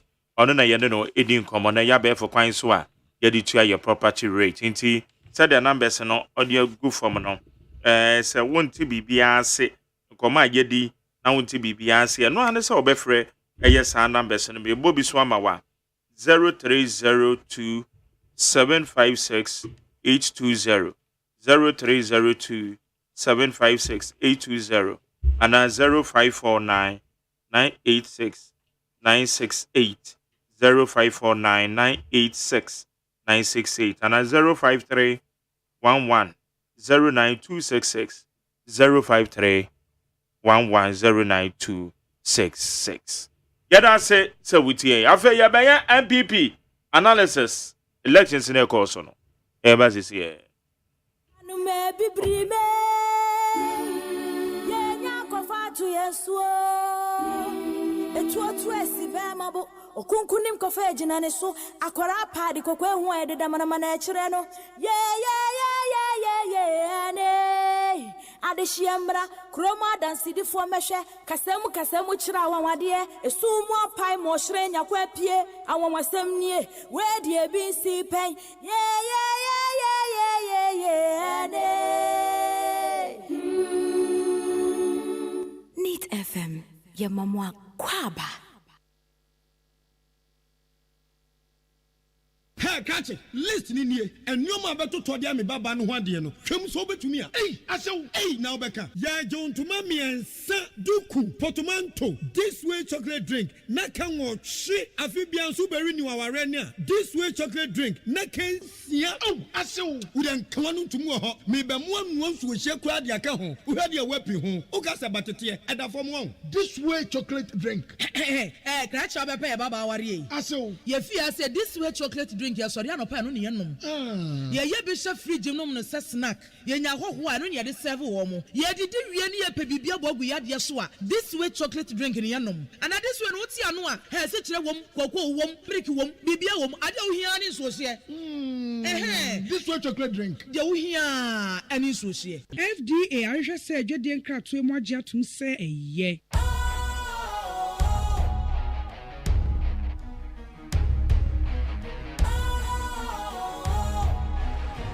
What's cool, fresh and trendy with a new look? Makes you feel real good, that refreshing vibe. Satisfies you right just the way you like. Do you know? Do you know? Do you know? Ain't gotta do it alone. Specialized makes you flow. Anytime, anywhere. Specialized feel different. Always think specialized. Special Ice Natural Mineral Water. Feel different. Think special. This advertisement has been vetted and approved by the FDA. Okay. Higher needs 100.9. They said American, you know. Yene Dr. Richardson. Yene no eba bedin komo. Na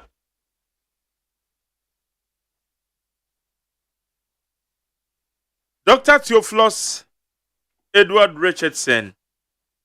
Na eva na oka Honorable Kennedy Ohene Japan ne camp no ho. Eti yato abana wie. Ono kran so na okogina mu ewa wutu senya east. Wutu senya east. Kaswa ene ne patem. It is so far said ya no amakoye. Oya political analyst. Many bedi nkomo ha kire mu se MPP logo ni ade nyina no.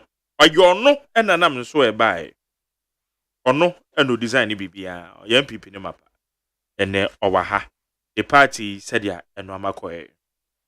Dog ya mwajo. Ya enua. Bibia bokode. Nyame na adom yetase. Yede nyame ase. Nyame ase. Good. MPP a presidential primary. So far we general overview. What they are now gum. Near call your nominee idea. So far, it's all saying, baby, Edema Babido. Yo, Medawasi there are from the Yembezi Damun Comoy and Yumbre. Michia, when I would say here in Nara. Michia Ozikan Ken on him ba on him preco. I come preco Japan. The people's leader, the people's man, the Soul Ranger. He was the Soul Ranger, the only soldier, friend, on the ground, the battlefield. Now, Kusika say, na Yaminad ma woman, 37%. Very much to the friend and disappointment of Umwana in wapede name Mugasi. Michia ko Kwame Usu, friend and chief of staff, friend and papa, friend upon Bio, Apia Mesa, Kujas Meni. Una wakawa ye bwe jumena zimina Michia hon. enwumbre michia Alex kwekutete Alex kwekutete so obu edwuma obrema kan na mom mo wo mi dey say Ken onya binum so mo wakasai man wo media houses dembra ministers in a MPP communication team of na MPs wakasai ma baumia nchem jimsi there Ken so when win mpa nche obenya above 40% ma baumia so nusu ni vote no do ato na Ken nankotin or within 3 months or so nankotin okay see we give me that going forward what they have strategy and tactics are yes we go egma Ken kada we abano to it was fair na accept results na when na obobom wa eguma and so on and so forth the American well ebinum me ko fa kasa ebinum fi ache there Ken mo kan no do ye fan dam no wopedoka there wa accept results wopedoka there obasa truly about on the coffee about to no coffee but Ken had already said it there in German ye fair and people accepted about what to a party executive what way you when you there but doc on your say ya transfer ho no ya try but I young lesson there on your fair on your democratic but more pede can na waka on the day of the elections no procedure na azini na okofe and the results appeared because party executives regional party executives being the constituency say one more akwata will be a chikrana now results in the year we share results in the baby results in the baby drew it tells you say make it a beer and the year the baby adwin say sanko nya no kra we nya the until now the argument is say yeah ko yenim no now what is the way out based upon results baby told you a DNS party 37% of constituency friend and the total number of delegates or coordinators 190 something. Yes, 37%. What's that one pair baumia? That is what it means. Now 37% is very close to 40%. Inti moachra there Kennedy or nyimpa wo party nima was in nature. Them delegates here are 204,000 in a big account. First year, 208,000. Ondu even 300,000. Ondu 500,000. To have any prospect there to my president to Ghana, at least order to Ghana by 5 million votes. Into say, well, when my MPP fing dara. Into me one trying there, it be a Kennedy. Into what you more than them 37%.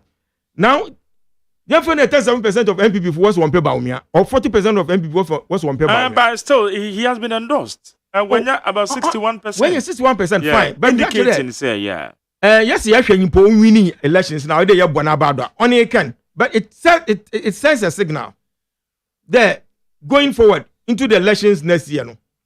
MPP will be 37% or nearly 40% want to Obama Baumia. All right. What some other candidate and it buttresses certain observation and data you gather on the ground. There are people within MPP. There are people who are not MPP members. Nkaka wona wo flip flop. Was what Ken as the leader. Ebinum say that one pair any face biara or abenum. Ebinum boss one pair Alan Martin. He's been in the government. One pair Baumia. One pair friend and John Dramani Mahama. Because Dramani Mahama will be the president. What a new face. People are calling for a third force. Inti can still or stand a very good chance. The Obotumina will win presidency. And some people are calling. They're onto the party. Oh, but that is not argument now. No, it's not here elections. And people are expressing all kinds of sentiments that will feel they're only the man of the people. All right. Na Ken nankasa nsembia waka ne na nfa na obi him in komo obi nanti wo boy hwam obe mi fie osi doc yati do eye adwuma na aze kakra kasa 1 or 2 about this na mo wa train na kan nsem bi de na otia MPP fo na so a support Bawumia so waka asam tia Ken ekronyi de Ken okasa basabasa na akoma haon onyi that temperament and character that ba be president onu danchan Ken na so ka de MPP abenu worwia omen de okire mponyi ho na zo ye ne yo de wadidam skan su kogu abrochi which raised fundamental question mark over the integrity of MPP administration. Akufo-Addo so in this sense, what do you think? Are you suggesting, say, a sense, at the end of the party near to amend that because before say, the sentiment of the ground, me suggest Bibia. What's it? The mean see, the Mr. Makan on to no on kaka no you campaign. Obi on kasa ye. Ne kasa basa ne karata oya patapa. What's the name as in back of campaign? Obasen. Obi anu so akade musumu ye. They are working. Oh, party now work can be. You are not preaching unity. Remember, me say the sentiment on the ground. Name me. My family see ho. Me say do obi ba mi fie. Enwa as nkomo ahim bezi yin. There Ken the masem o kan there we wia Ghana se do ochire mponyi won na oye ndia o da wodi sika gogu abrochirin. The masem wa kan. So osen okaka won no yin campaign na it will undermine his own integrity and credibility. Oche there asem o kan no onya no kwar onyi injiradu bia na odka the masem. Enwa it will be difficult for the party to bring him on board. The party unity then or your lesson my party in there next time say be elections dama you focus on nyimpan da mo anwa wakan de e bazi na botum na aye amagana ana azaya am party but emi mo ba last time ina mukwa atinka on the 26th of August where that friend then unnecessary friend then special delegate friend then elections no make wo ho there party nankasa azanchi ode yegina do na yehwe de nwona opere woto abon wo yete no bazo yehwe the danger and risk associated with them who pose ma party ni da wo botum na win elections and I want to win election the downside risk of those people on the basis of their record say ewa be mu see the Bawumia against Kennedy what strength na Bawumia on the board say yeko campaign ma on the record oba say no yebotu mi akayaza aton Bawumia is a product Kennedy is a product Alan Martin is a product adenu mo nwa okanya a product inti yen them in the offending identify the peculiar unique properties of the product na yan kadam asam inti delegating why yandam was man kadam kaka dey but at the same time some people were saying things against the other. Eko Bible ma. I am your day minka baby or better obowo offended. The judges who say bibi. I bring to offend Jephthah. Jephthah na samon. Say Jephthah was on ka ho. Only the way that banubo say bazi into onka enuanom ho. Ekumbe o ka fra Jephthah. David kra no after his selection the ombezi Israel for one here. Did you hear anything about his brothers? And even before that, Yanti Obia, David Noka J, David Kitkiti, a diminutive figure. No papa, number on some into a yin quarto a sanodo. Don't fear umbuanodo. Expecting that David Okada Sanoda, oh, yeah, dear, I will bet you no way. David a Nunianum, Wayakase Attenton. A Babana Marco winning. Now, so David, no Boquin or J, or friend then, Israel man, fee, Goliath, na Philistine, inside.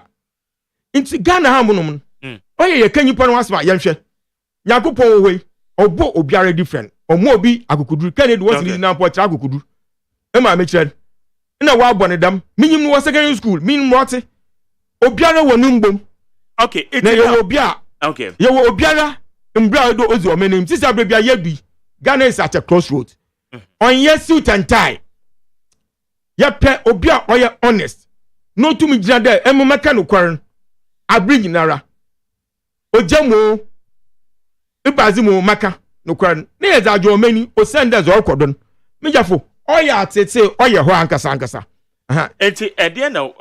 Still, I don't get your point. Say, wama to abenewie. Ya to abenewie. Moto abenewie, you know.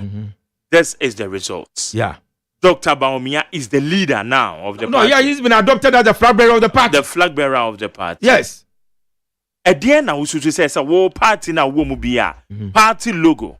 What they buy and again, now usually says a party. Oh, party logo nindo wenyima. Marco Quay onzi hu dasi do wenyim. Me yanko botu wezi hu dasi Ben Abro Anan. Marco Quay Mr. Me organize a yinu Legon. Instead of party wenyim, when I wobro 1992 no wenyim yan. But I thank God that he's made me a better person. I'm making a better. If I know what to why. One ho. When I was a council of elders. Madam Muso a Soviet style of you offend then them dictatorship no. One share there. It's Sarah Wakan, Oya na baby a wayama a was saying one year name no more to one for. But my American reflect like you know, and the papers go your friend and Uncle Kwesi Pratt. Waka the sea is not blue. Now or reflect color the damn color blue no or a reflection. Or reflect the sentiment of the people on the ground. Mufo trotro. Oya bija meka so mufo trotro. Mufo taxi. Me say my taxi full. And when I watch the car in worker. In a misery baha. Enwa. Inti no matter of kwan obey what patch. I mean, it's obvious. You have said some things about the man, ne character, nusu. Na ne akukuturu samo wa ye na bazi. Fine, that person on kase ye. Akasa basa. Ebe pro ba ka wo campaign, wo che bi wa baka bibia. Wa se wo campaign. Ina na so se mu ye wifo mu wi Ghana. Bawumia ne zama wa ye. Wa kan wasam. And me try his ya, don't hear me in there. Neither Bawumia no be president and Obiara. Jam share the capabilities of Obia Obotumuna 2024. Ya electing as the president of the country. Yeah, problem. The plethora of problems plaguing this country. Obotumuna what constitute a team of veritable intellectuals. But no, that Bawumia ain't me as you belong to the MP. Abe, anchor. Mupocho. Bawumia answer no Boban. They created two platforms for him. Was Central University. One, okay, so on economy, the borrowing, extent of borrowing. Emma, okay, when they say, what I NDC for could why the man on Oboko IMF for bailout. Hey, bailout. As if this is the first time IMF say NDC work bailout. First time I yakwa or ye anathema or ye taboo. Yako bailout since 1966 from NLC time. Into Kokuba Kumi now, but says about Umiakan bailout. You could bailout an item. All right. Almost want to work with bailout. If you create another platform on the exchange rate, as someone kind of, if the fundamentals are weak, the exchange rate will expose you. But dog, there's all party now. Mr. Party, these are the facts. This is what people are saying. People are even talking about. No. The point okay. is, these are what the people are saying. But party now primaries away, and aftermath of the primaries, it seems you're still harboring some pains within you. No, you see, regardless of what candidate in the crown pledge or pledge our platform. So I can't say yes. A battle no, it was free and fair. Yes, yeah. And for that matter, no, Betche say Obeboa, he accept the results, and this is what is going to do. I just say, I sarcastic, but don't put me down there. I'm baby. Me you pen be me bitterness be. But I'm speaking to the facts. The fact that how are and MPP? The facts are, and then meaning say you don't expect your party to win because you are MPP person. It's not just a war party, the one person or party ni win you. Because be a war candidate and winning into no. Say one person will party. How are we going to? The party must market one candidate in. Based on unique characteristics or properties. Cigarette away those days in a way advert. Embassy. In a way 555. The unique properties of 555 in a way emphasize. Even what Rothman's skin size. Hence Benson and Hedges. Obiara ekoto aterimpa. Eco Max Express a waterape. Ewa, Eco Phrases a waterape. Quality, Obian Connect. Inti, you feel that every shop biana, every company biara, one product, will sell unique properties. But your MPZ, PNZ, you can PZ. So why is similar as it, Mwa? The universe way be, Mwa.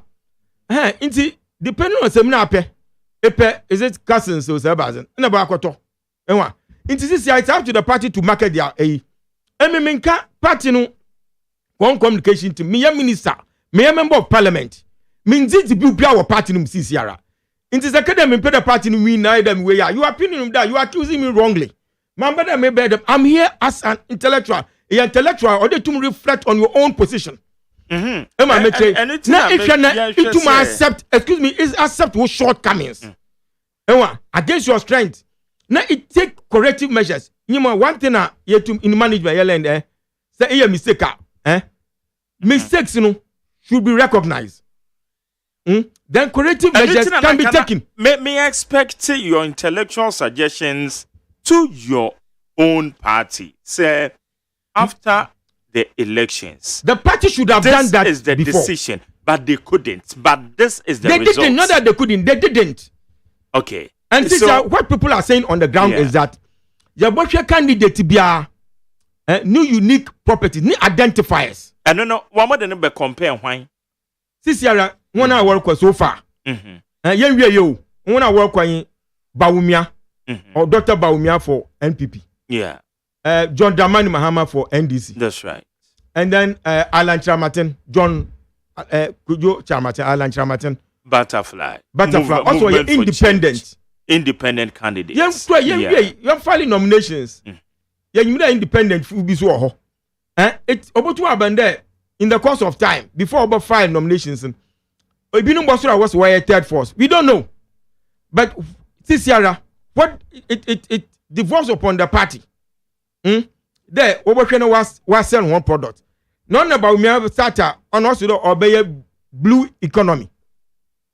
All right, for whatever that blue economy means, as an economist, people are beginning to raise question marks over it. Speech, Dr. Baumia Maya, assessment, I want to say, as an intellectual. Oh, in the first place, also there, also Oba or the Oba as his own. Yes. Our vision. Oba say mebunu benye juma. Aye. Oba create a modern economy. Oba digitalization. Oba food security. If he also that now one vision. Yeah. And his own man. In your question, Obi Bisama. Obi said, Sir Baumia, no, your own man. Sakufado and Kafana. Ntobotu Abe presidential candidate in the first place. Who knew him before Akufo-Addo adopted him in 2007? It was resisted by people like PC, Apio Fori, Kufo, Odoisa Tim Nadinara. Ema Meche. Akufo-Addo insisted that knew him power because he wasn't a party member. Now the Mazina party in Wayan.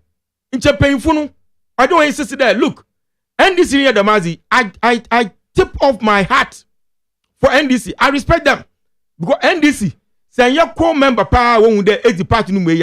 This position for more because in the event that Baumia will win presidential not basic president. He's the leader of the party. Now Opia was start the party on honorable Negmo baby. Now Kafando Ombeye leader of the party. In the NPP from Mama Peda Mucha in there. And when say that you have the men, Munyo Biara Obotu leader of the party. There's no economist in the party. Doc, there's no social are you suggesting, say, pair your intellectual analysis? Though we are politicians belonging to the MPP, are you of the view, say, MPP delegates has done a mistake? So, what would Dr. Baumia Bayana? No, name me na me my views. My view. My views don't matter. You don't have to put me on the spot. I need your view. My brother, you are being unfair to me. No, I need your view. I need your view on that because look, I need MPP for a mistake, so kind of MPP for a mistake, so it should have been. But the work said confirmed. No, it should have been based. It should have been based. It should have been informed by the record, the facts on the ground. The Nimpan will be created wasn't by there. not project there or be deal with the exchange rate. Fundamentals, time be a student will be some marker. Doc, what are the fundamentals? Bakrumpo, Mr. Mukabi Baumia, one of the fundamentals. And how those fundamentals or your economic but it seems you are attacking Dr. Baumia Power. You are attacking him directly. Yeah, I'm looking at my party. How the party exactly what you are doing. No, I'm not. I'm not at all. Do you know what Mr. Wazi? Baumia came to Winneba in 2018. Oba graduation congregation.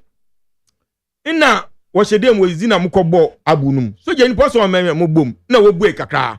Inna Baumia hum. So je na mama nko inside. I said this, the man me the credit mo Baumia. Baumia anche no pay. Opay ya pe na mjino. Look, also minsa eyim. Also minsa left him.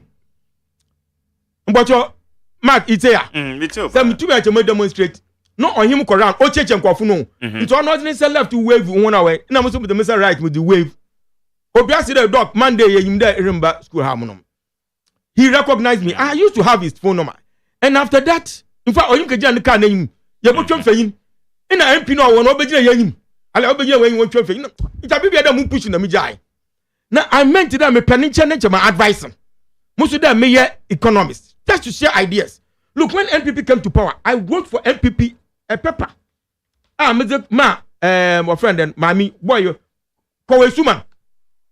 Into them, Mr. Kama, Akufado, no bread and bomb team, Punot Kamanan. Kowe Suman, Dadam, Mamma man. One for Papa and Kaman and Akufado. It ended up with everyone such who's. At time I'm crawl. No office, April 2017. Then I didn't put was sending man, friend, and electronically, email, on way point. In the paper, me, I'm revising. Because I've learned more. Because I wrote the paper, well, in his kakra. But I highlight all the areas I able to na policy reforms. So I meant that to me about me and my advice, as an economist, development economist, as a social policy analyst, as macro political analyst. My grandma, not your other, not necessarily that my proposition poem. It's a many people against him. But how the party in Yayan up till now, I see Sierra Abana Yabokakotun, or based on the record there, it was in over the last 7 years or 8 years, MPP yet to me. A cost of living, 2015, and a year to petrol, a gallon of petrol, 14 cities. All right, 6 years, yet to gallon of petrol, 60 cities. A liter of petrol is 13 cedis. And a year to dokun 50 pesos 1 cedi. 6 years to dokun 3 cedis, 4 cedis, 5 cedis. And a year to sachet water 10 pesos. And a year to sachet water 50 pesos. And a year to cocoa 20 pesos, 50 pesos, 80 pesos. It plan out to 1 cedi. And a year to cocoa iron. And a year to both fruit yet to 9. And a year to both fruit 5 cedis. Plantain chips 1 cedi. I bet 6 years to plantain chips 2, 3 cedis, 5 cedis. Cost of living arise. Cement, it was 25 cedis. In the cement, 80 cedis. These are the facts on the ground. Inflation, 15%. Yes, hey, yet be that. In the inflation in the 40 something. What's your house about 30 something percent. Now, one implication of inflation on in there, who purchasing power above home. In that. So I 40% and I 30% more. As I get to 100 citizens, you need 30 cities more to buy that item. 30 implication. What do you mean? The record of NPPCs on yet. Blue economy. Or when vision. Uncle Philip said that. Meaning about me. Even vision. And young Crawford. What's radio? What were your university lecturer? What your economist? 80 Yanomano can't won't say what what is your view as an economist? Let me make and being a member of the MPP. No. Me any official position with MPP. But when you MPP Niana. Me MPP we are what trouble making them MPP. Obomechi. Oh no. Me MPP ya. From 1992. Are you supposed to hold a position? MPP man say when we say we MPP now MPP. We have a lot of people that want MPP for party sympathizers or party on the MPP who may lose a lot, including even jobs. On the MPP who and the NDC who was from there. Me the MPP actually about 2010 if you are now would party nechi say now I used to talk for the party. All media houses. Menkasa as a communication or from as an expert. But in Mr. Meka analysis. Analysis in go to my year access kakra. If the government and this time, why ye BB? For example, one monetary policy is named now a minister of deputy minister if you could tell me PM Express. At the end of it, in Yakase win, and this is why we show yes, much me economics. Now them record me teaching. I talk to my students talk to me. I talk to ordinary people in the street. And I must say, the American reflect one sentiment. Campaign and I'm researching or your evidence-based, evidence-driven. Or yes, I'm moving meeting Namazaka Bibi. But all research work be your hand. Even research work. Maybe that's all research work. Have you done any research work? Me get the data. I didn't know we are obvious. But you see, I was a in a 2017, in a 70, Mama, if you power now, it is the information available to you. No, it will be difficult for MPP to win 2020. So the question is, yes, not that it will be difficult. How do they sell their candidate based on their record? For the 2024, they will break 18. MPP is not breaking the 8 for MPP. MPP should break the 8 for Ghana. Ghana first. What is MPP? You break 8. And so what? And I pay. Me say, Kwesi Pratt. Andrew Kwesi Pratt. And na kumya. Na Kwesi Pratt, it can be about this blue economy. Na kumya say that. Anti-gang. I found it very rude, very disrespectful. And honestly, Nana Komia is listening to us. I didn't like it as an MPP guy because I get an anti-gang. Mpocho studio in America senti. Me put out. Na fight for your kasebi. Say it can't as kasebi try obia. Obi but to asama moa you will not like it. And of course, you get anti also anti-gang and I fair. And I reflect arrogance. Somebody reflect you know what you want to say. Me ko politics man say me scam out to caro. And I'm saying I go put simu dey amam. No ko politics man say me tuma to 4-wheel drive. Na go put to be amam. Okay, what is the blue economy? Look, if you're an economist, first you must understand the workings of your own economy, the nature, the product, quality of product, the character of product you produce. As an economist, you must understand the workings of the international economy, the global economy. All right, and now it's the GDP, national income, inflation, unemployment, GDP growth rate, the macroeconomy. What is most important or more important is the microeconomy, the microeconomic foundations, the substructure on which we build the superstructure. Because yan microeconomic structure or you poorly developed, no you weak in a year experience them inflation, chronic inflation, high rate of unemployment, mass unemployment and underemployment, especially informal sector unemployment in the urban sector. All right, what is economics all about? Every society, nature among resources, land, oil resource, wind, oil resource, rain, oil resource. A small country like Malta, or Mediterranean, they don't have even one single stream. We harvest rain. All the summer we import rain. In the it's a resource. Desk oil resource. What are we doing? The yeti resource as our friend capital, industrial capital. How are we harnessing our resource? Now you create a system or mechanism to transform our resources into useful forms on no matter. Now digitalization, did it transform the basic structure of the economy? A street naming.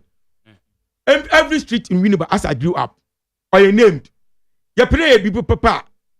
I been on paved street in, on no name street in. Muko school watch them, middle school watch them how to write a letter. You use home address. Me fear that time I 29A/8 New Market Street, Abasraba, Winnipeg. In a post office and poster a PNT. Well, when I was the letters was the bicycle. If you cry one answer, no ever did a letter. Into those days, your truck comes so your Bible now from America. Was the brain with you? We knew this. Abrochi, what's Abrochi that all streets are named. Inti dam digital area working as it. No, the bay. Geography or what the yeah, anchor does it, yan in the room.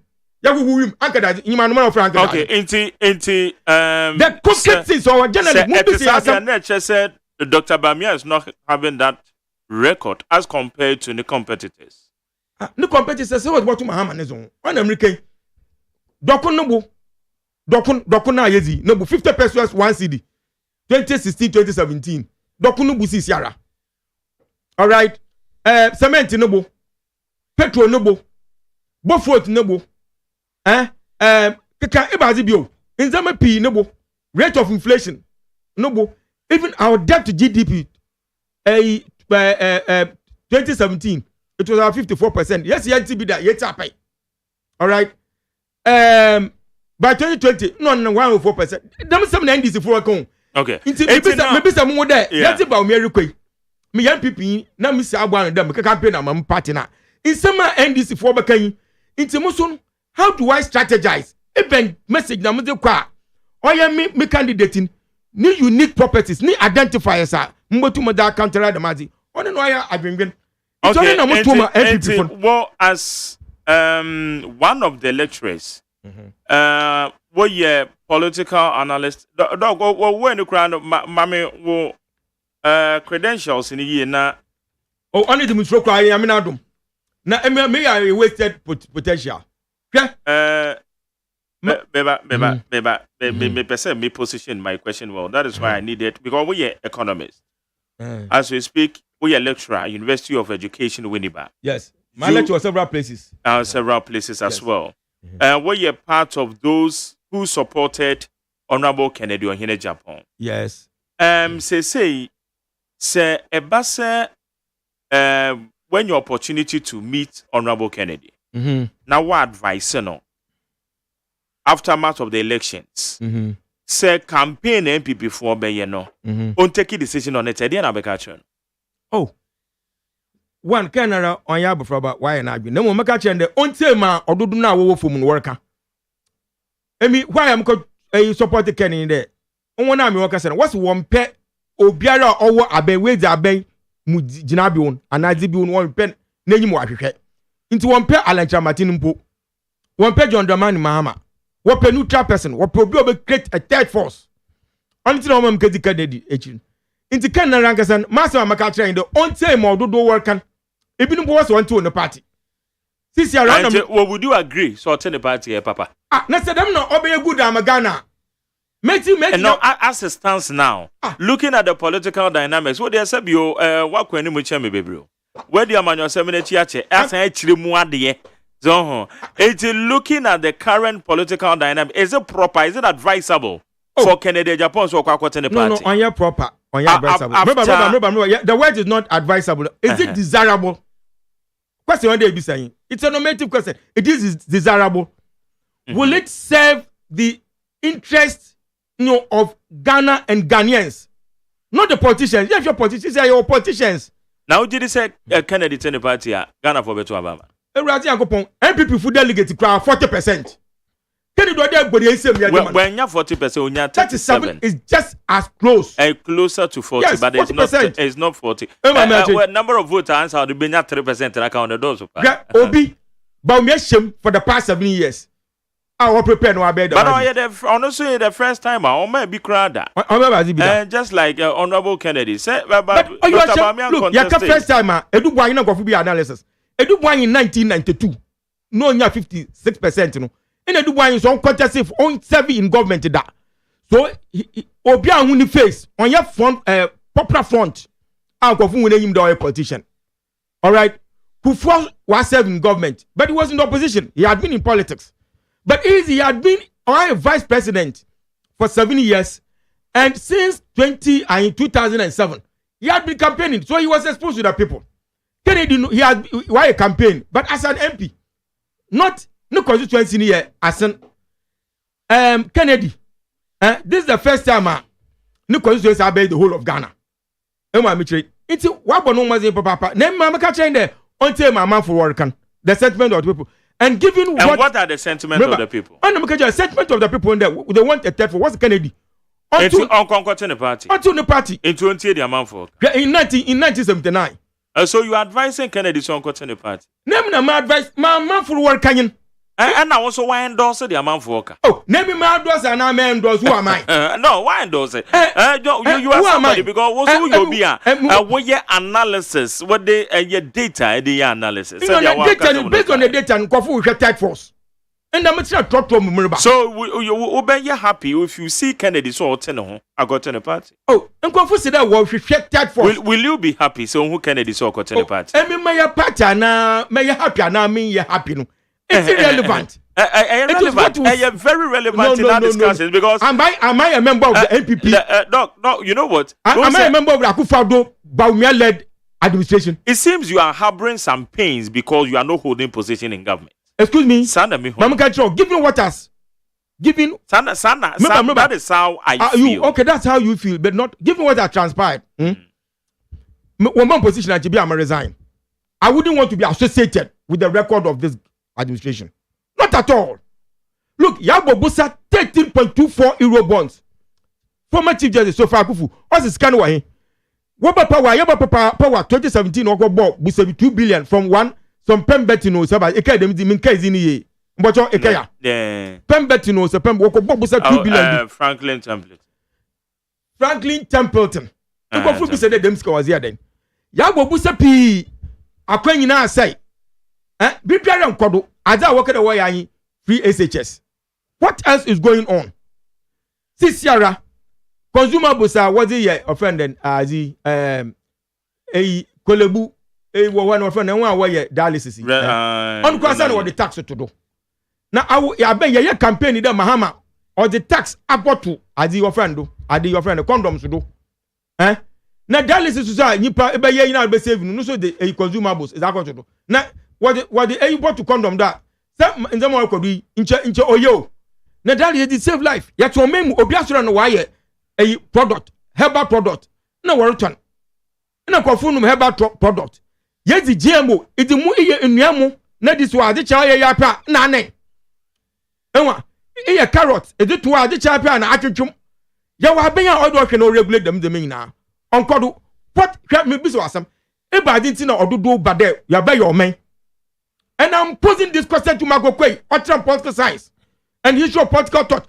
If I didn't do what together there, what by your men? What about your children? No, what's happening? What are the purposes of government? And what are the purposes of democratic governance? The exercise, which is about the exercise of state power or power in the state to deliver services to the benefit of the citizenry. Okay? It tell me views on matter. If I were in the government, JB American, look. Nesikano sikenu oyenze pi nesikentu mi ntonkwa sikentu mi yenze pi Yakupon am knowledge ipede umi credentials me your political science and economics first degree my journey bojo te ya me tio pa me MPhil political science me real specialization political economic development and policy analysis. I wrote on the economic reform me British government scholarship we call London School of Economics social policy we deal with housing, health, education, criminal justice and social security. In a mobile social policy. In a scholarship, I do economics, another third master's and PhD in economics. Me A1 my PhD. Look, economics, I say it to the glory of God. Okay. Even if I'm boasting foolishly, as Paul said, Yakupon could do Trump economics and by the day, every time. Monsieur Bio. I have a lot to contribute. Nessa. Emi na minya kwan wo ma Akufo-Addo na akasa I America mpenyisamo na by 10 o'clock wabo 10 in the morning Akufo-Addo wabo natural reforms are making advantage my wabo na America nyima problems na abo Akufo-Addo mana wa abaka dey sisi problems ni dey ojema the next government dey obeden oba aboso anamwa na by 10 o'clock 11 wabo dey koto problems na abo na inyim economics na inyim economic fundamentals na dey there are so many sectors able to my reforms all the visible changes Babra Ghanaians.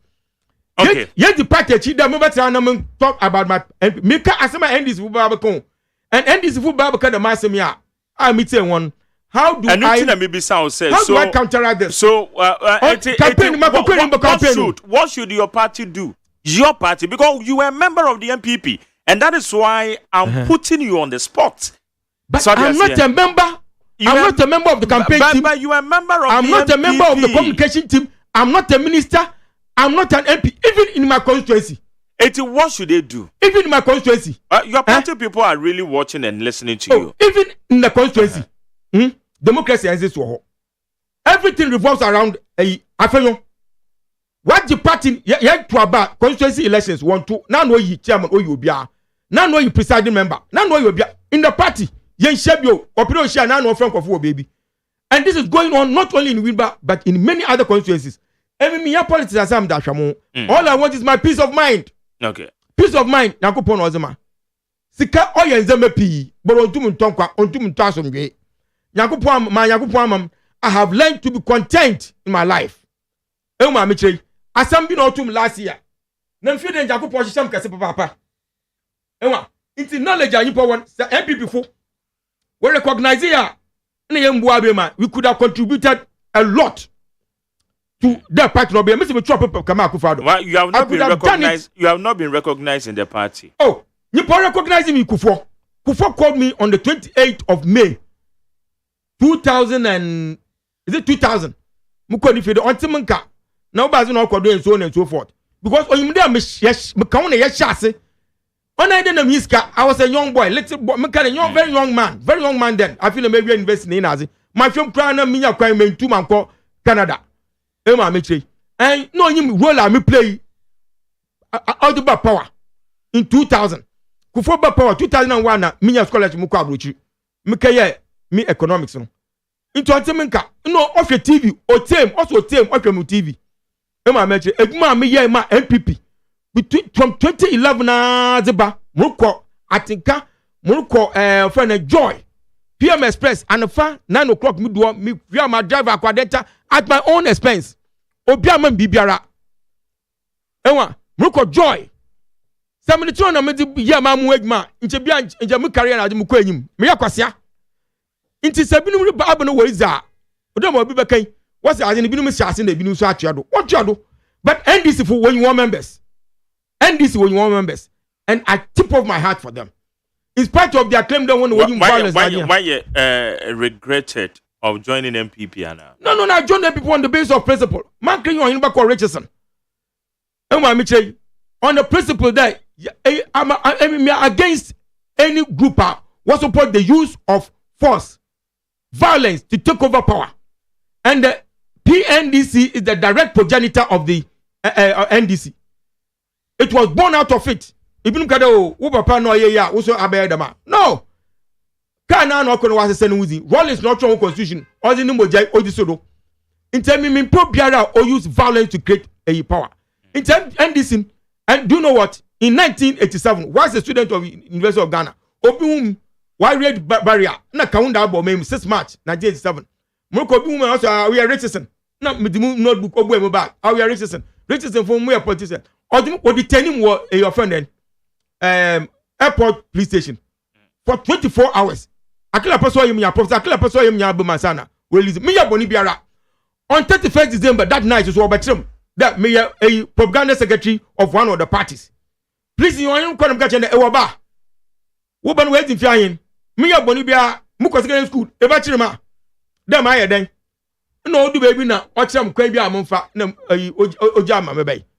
I have not regretted on the grounds of principle. Edubwa yin edi nechi. Edubwa yin Dankwa Buzia Dankwa Memorial Lectures. Dankwa Memorial Lectures 1988. The Ghanaian Sphinx and the men on the horseback breaking the culture of silence. Ono no mama yamubi yekezi edubwa yin nechi. He was then a professor at the University of Ghana. Enwa meche ina mo emo dudu so na 1 year Dankwa Buzia Dombo. That fiction now makokwe. Or the urban. What is it? Dankwa Buzia Dombo. It's a fiction. It doesn't exist anywhere. Buzia returned to the country in 1952. Obeying UGCC was on the decline. In fact, terminal decline. As well as UGCC was moribund. Into one join UGCC. Option in 1954. Oko joining NLM. 1956. Also Ghana Congress Party. We know only one seat, now when you see it. Into Kwame Nkrumah see people friend, the Ghost Party. This is the history on the ground. NPP, SG Dombomun NPP, not the People's Party. On Togolese Congress Party. SG Anto Kuja Ekemu. And Lumia Wobo Boom. In order to circumvent the Avoidance of Discrimination Act, Original Political Act, passed in December 1957. In order to secure or prevent the disintegration of the party along ethnic of the country along ethnic and religious lines. Alhaji Ahmadu Baba Crowd Party, Muslim Association Party, from the Muslim Association. I see Kwame Nkrumah deporting. Into your great fish no ya akufa de keji on the yantu Abama Bawumia because he's not now for the Oinanem tribe for the unity of the party country. Yet to about based on tribe in terms of mere fighting, it's a criminal or a crime that may fighting. Yeah, is it a crime? We should vote not on the basis of the matter of competence, on capabilities. Look, the two major parties are all Ghana, NPP and DC. 1 year of Rabbi Beres, where you're notness from Northern region. What are we telling us? There, or some of Africa BBNT. No. On your right. But we are sure say and play a role. Akufo-Addo together 1-2 months because of his tribe. Dr. Baumi. Akufo-Addo president. Okay. Oh, me tell. The president Akufo-Addo. Yes. Also the 1-2 because of his tribe for the unity of the party. What I don't remember the unity of the country. Menkaise president. Me tell. And it is not right. Do you know what the matter there? What publicly president yes. No, find out. Vote. You find out for Dr. Baumia because the northern extraction. You find out the matter that you will be from south. You will be from north. Or you bogus.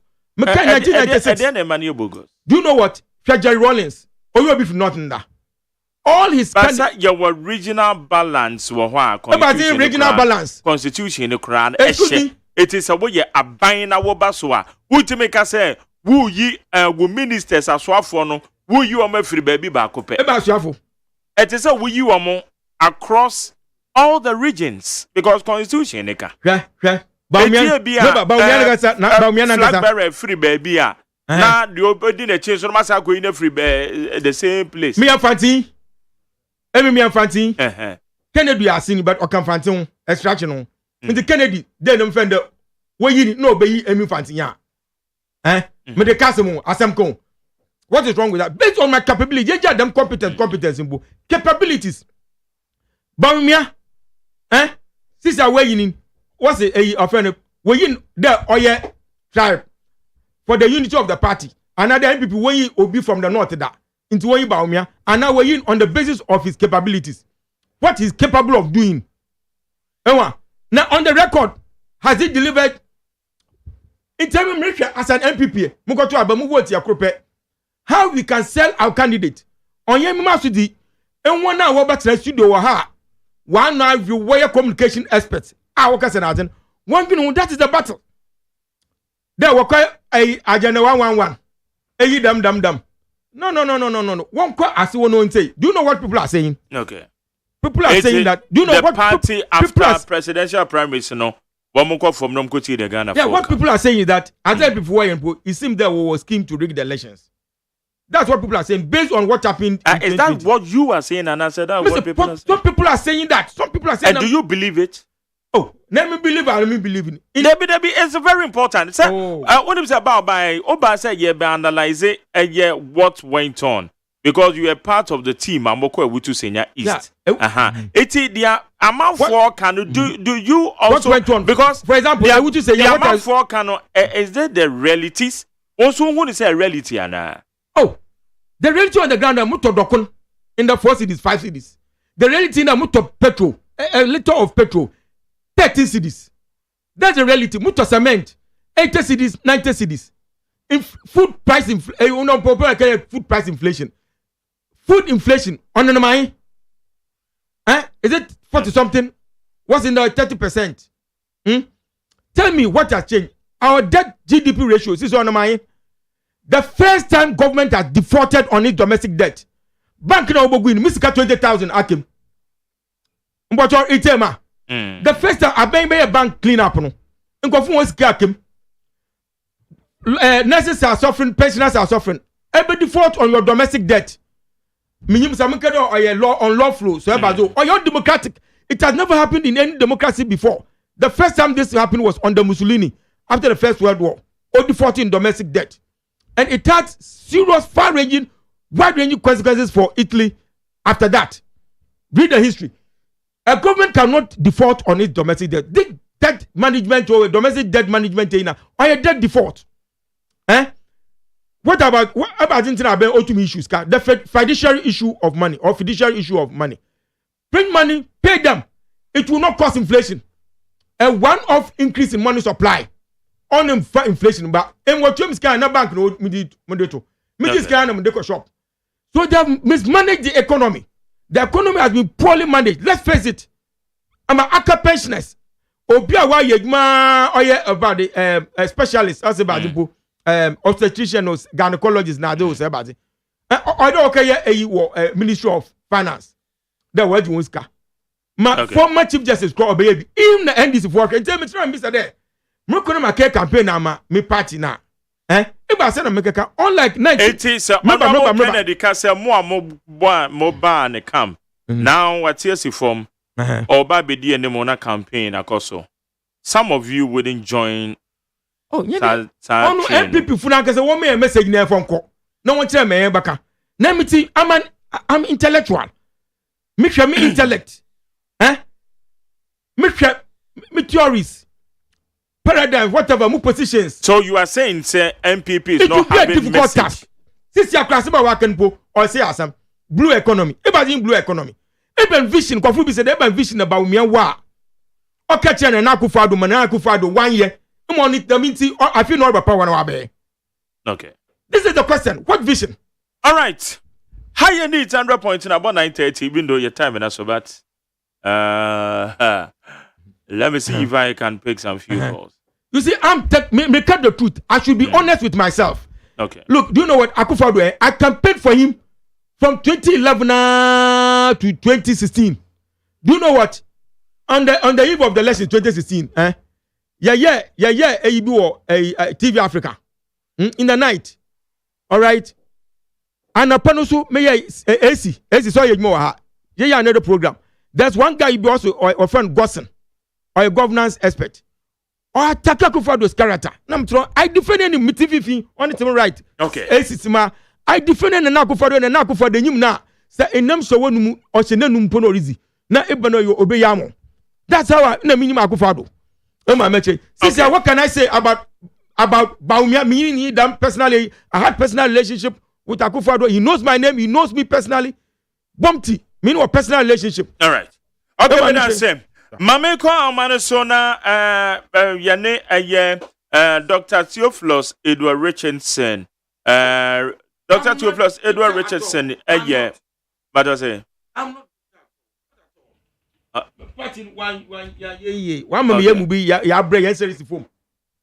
okay. It's your doctor so on better, but all kinds seminum said yet the relatives. It's the relatives and they say the padodo kasa say Kennedy onto the party into untie. Then now what is the message? MPP they call doctor a member of the MPP. MPP logo according to no they are many didn't come on chess or no and the MPP logo so no and then the buy one so now the patriotic nation with buy buzi am you see 90 is about man so now what colors and with buy colors no be also anyim on what the red stands for, what the blue stands for. Okay. Enti onye di patwa ene ye no edin komono. Knowledge to the glory of his name. That's right. What? Okay. Me je wadwe nche kakra na ye sorry jumadi ene so. Ye bre no aswa ne sa. 0302243540. 0302257902. Jumadi ye friend Torchlight. Majo. Majo mejo. Yeti oyanko. Majo ya la teacher ne kada fura rock officer. Majo when we say there's a 1 month in 2 months in the kasa radio so because of yebeto aba na nem me say me kasa but je mesre me brother me papa so unya abotre but when you say omubodi ne kwana president kufo waboni di street nyam point am fi say ono musisu ina obo mu di street but amambo nyibu. And this what the year we kasa bibria my jai My Jerry was in the Shikani saying Aka Bank one. I said 20,000. 200 million. Ah. My Jerry, so the doctors of G2 or Chametuareka. Mikia. But your president, his essence is not there. I touch of the office. President, no, my friend, Mr. Jacob, I am my papa. I recognize him when he's doing my papa. So we just have documents now. Okay, Mate, Medasi. All right, Medasi. Okay, thank you. My main fan next one, yeah, remember to Majo. Major, so my Jerry. Yes, I hate you.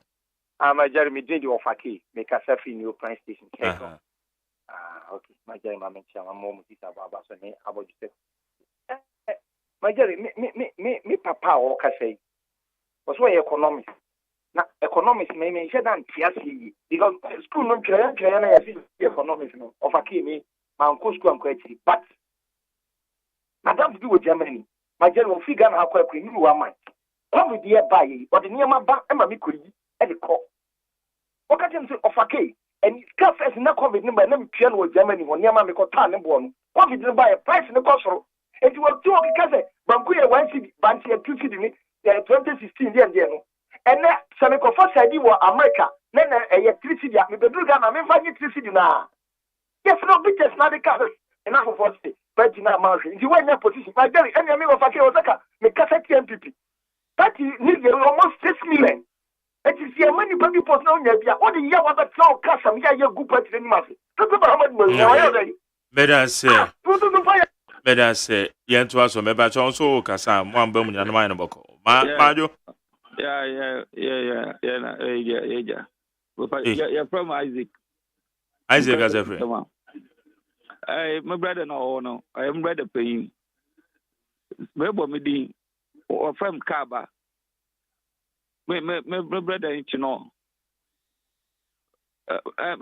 Round patch of woman. Dog. Ah, so.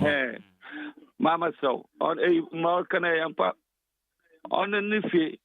Tama Baba said, but Nifi na what's all. Minim saw your MPP Yankasa. Na Mama Strano. The way and Yamasa Kono. MPP Adosu. Ebia, when I was supported Ken. Ya Adnam Basu. But yes, Chinchina Kena. One of saw 60% of Funa was also second Yadenaba. No so about my tweet. It's a moment in your dog. Brajo Jum Pacho. Wow, brother, Kakabaka and Mayukasan. Yan Chebi Yadu. Nayan support no. Okay. Nephew and Fokun Bimbra. Paucho. So, Candy, Baumes, President Obedi, but a number bossum. Mama so no one can say dinner 1 minute without wabi. Mufin and wabi and cassa. Oh, brother, Kakaban and say, Mina, okay. Better say, my main fat, you do on Bajo Majo. You so, Get you. my Jerry in Bajo, phone and Cassam. Yanko.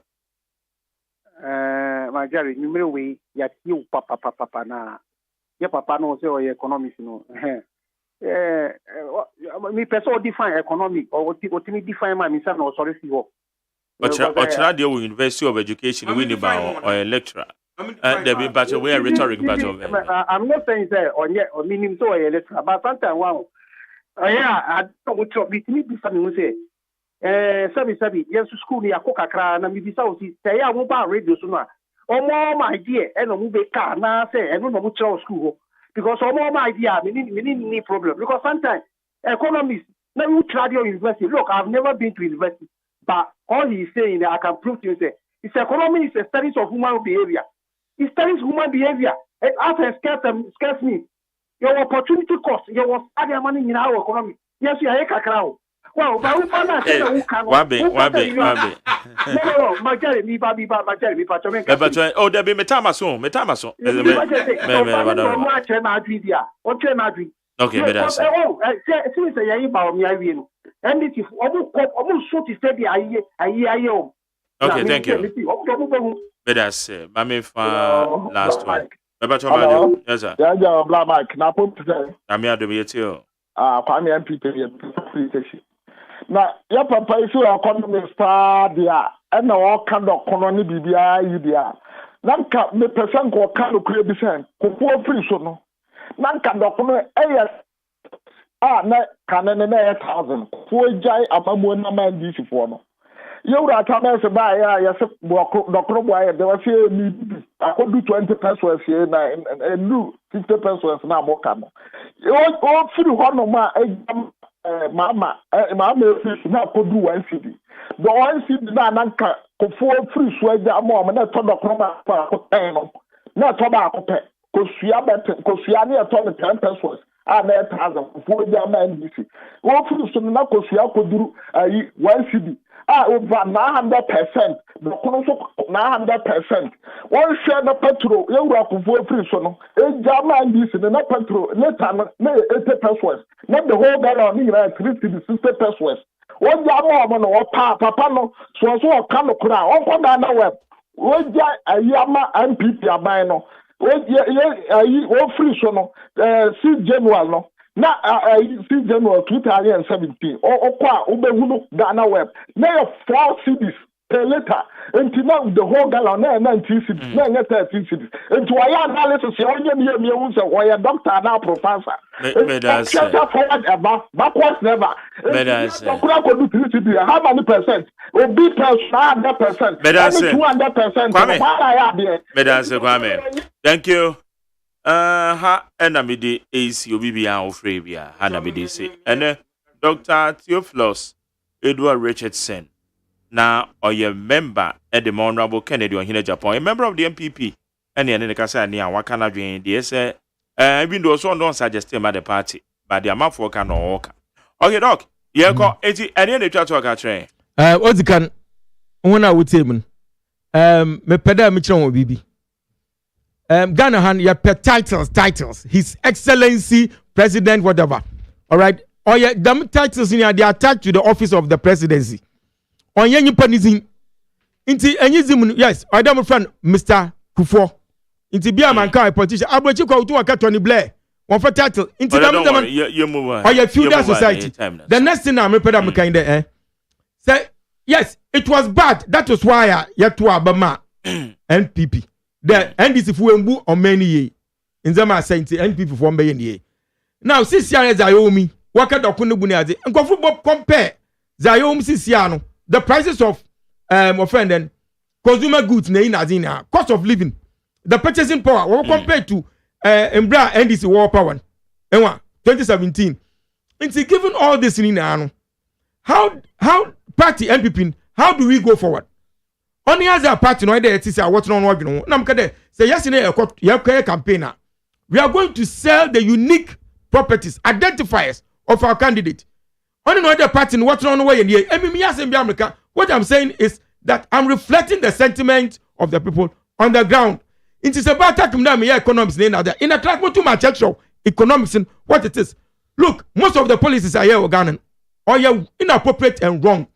Inflation target in the Bank of Ghana or inappropriate and wrong. The micro foundations, the micro foundations are very weak, poorly developed economy or very weak into economy biara. And how to build a modern economy. Yeah. The modern economy only the micro foundations of the economy. All right.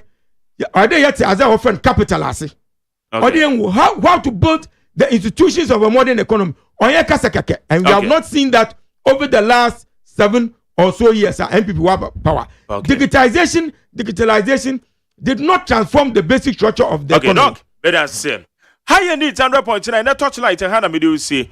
Yane a property rate project or where you Ghana Revenue Authority. Ya myassembly.gov.gh for Yanu Amudin come offer property rates. And Rachel and I'm a special guest by Dr. Theophilus Edward Richardson. Or you're a member of the MPP belonging to Honorable Kennedy on Japan,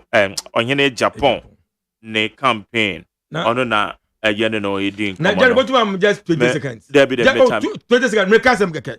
Property rating, Abrochi, all from council tax. You provide the facilities. road, sewer system, street light, and sanity property rate. No, I been in here them provide the facilities in the budget property rate. And how do you even value added? A dance one can say na facilities so. You know, into the mass one will be on a Belmont be a po. Or democratic when you have not provided the facilities, the budget property tax. And now tracker sale tax what the more street lights, what the more sewer system, light, security, what the refuse collection. Okay. Ghana check tax and be and film. Better say. Me sorry, so me said about my care champion, so me fancy my Yega West, a year municipal chief executive, Honorable Clement Wilkinson, and I Eric Jimmy Foster. Donko. We are the municipal engineer at Yega West Municipal Assembly. Special good evening goes to you.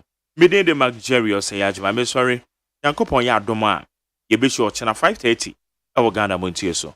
Me sorry the DJ Bosco. He take you over. Yame Inshira Obibia. High neat 100.9.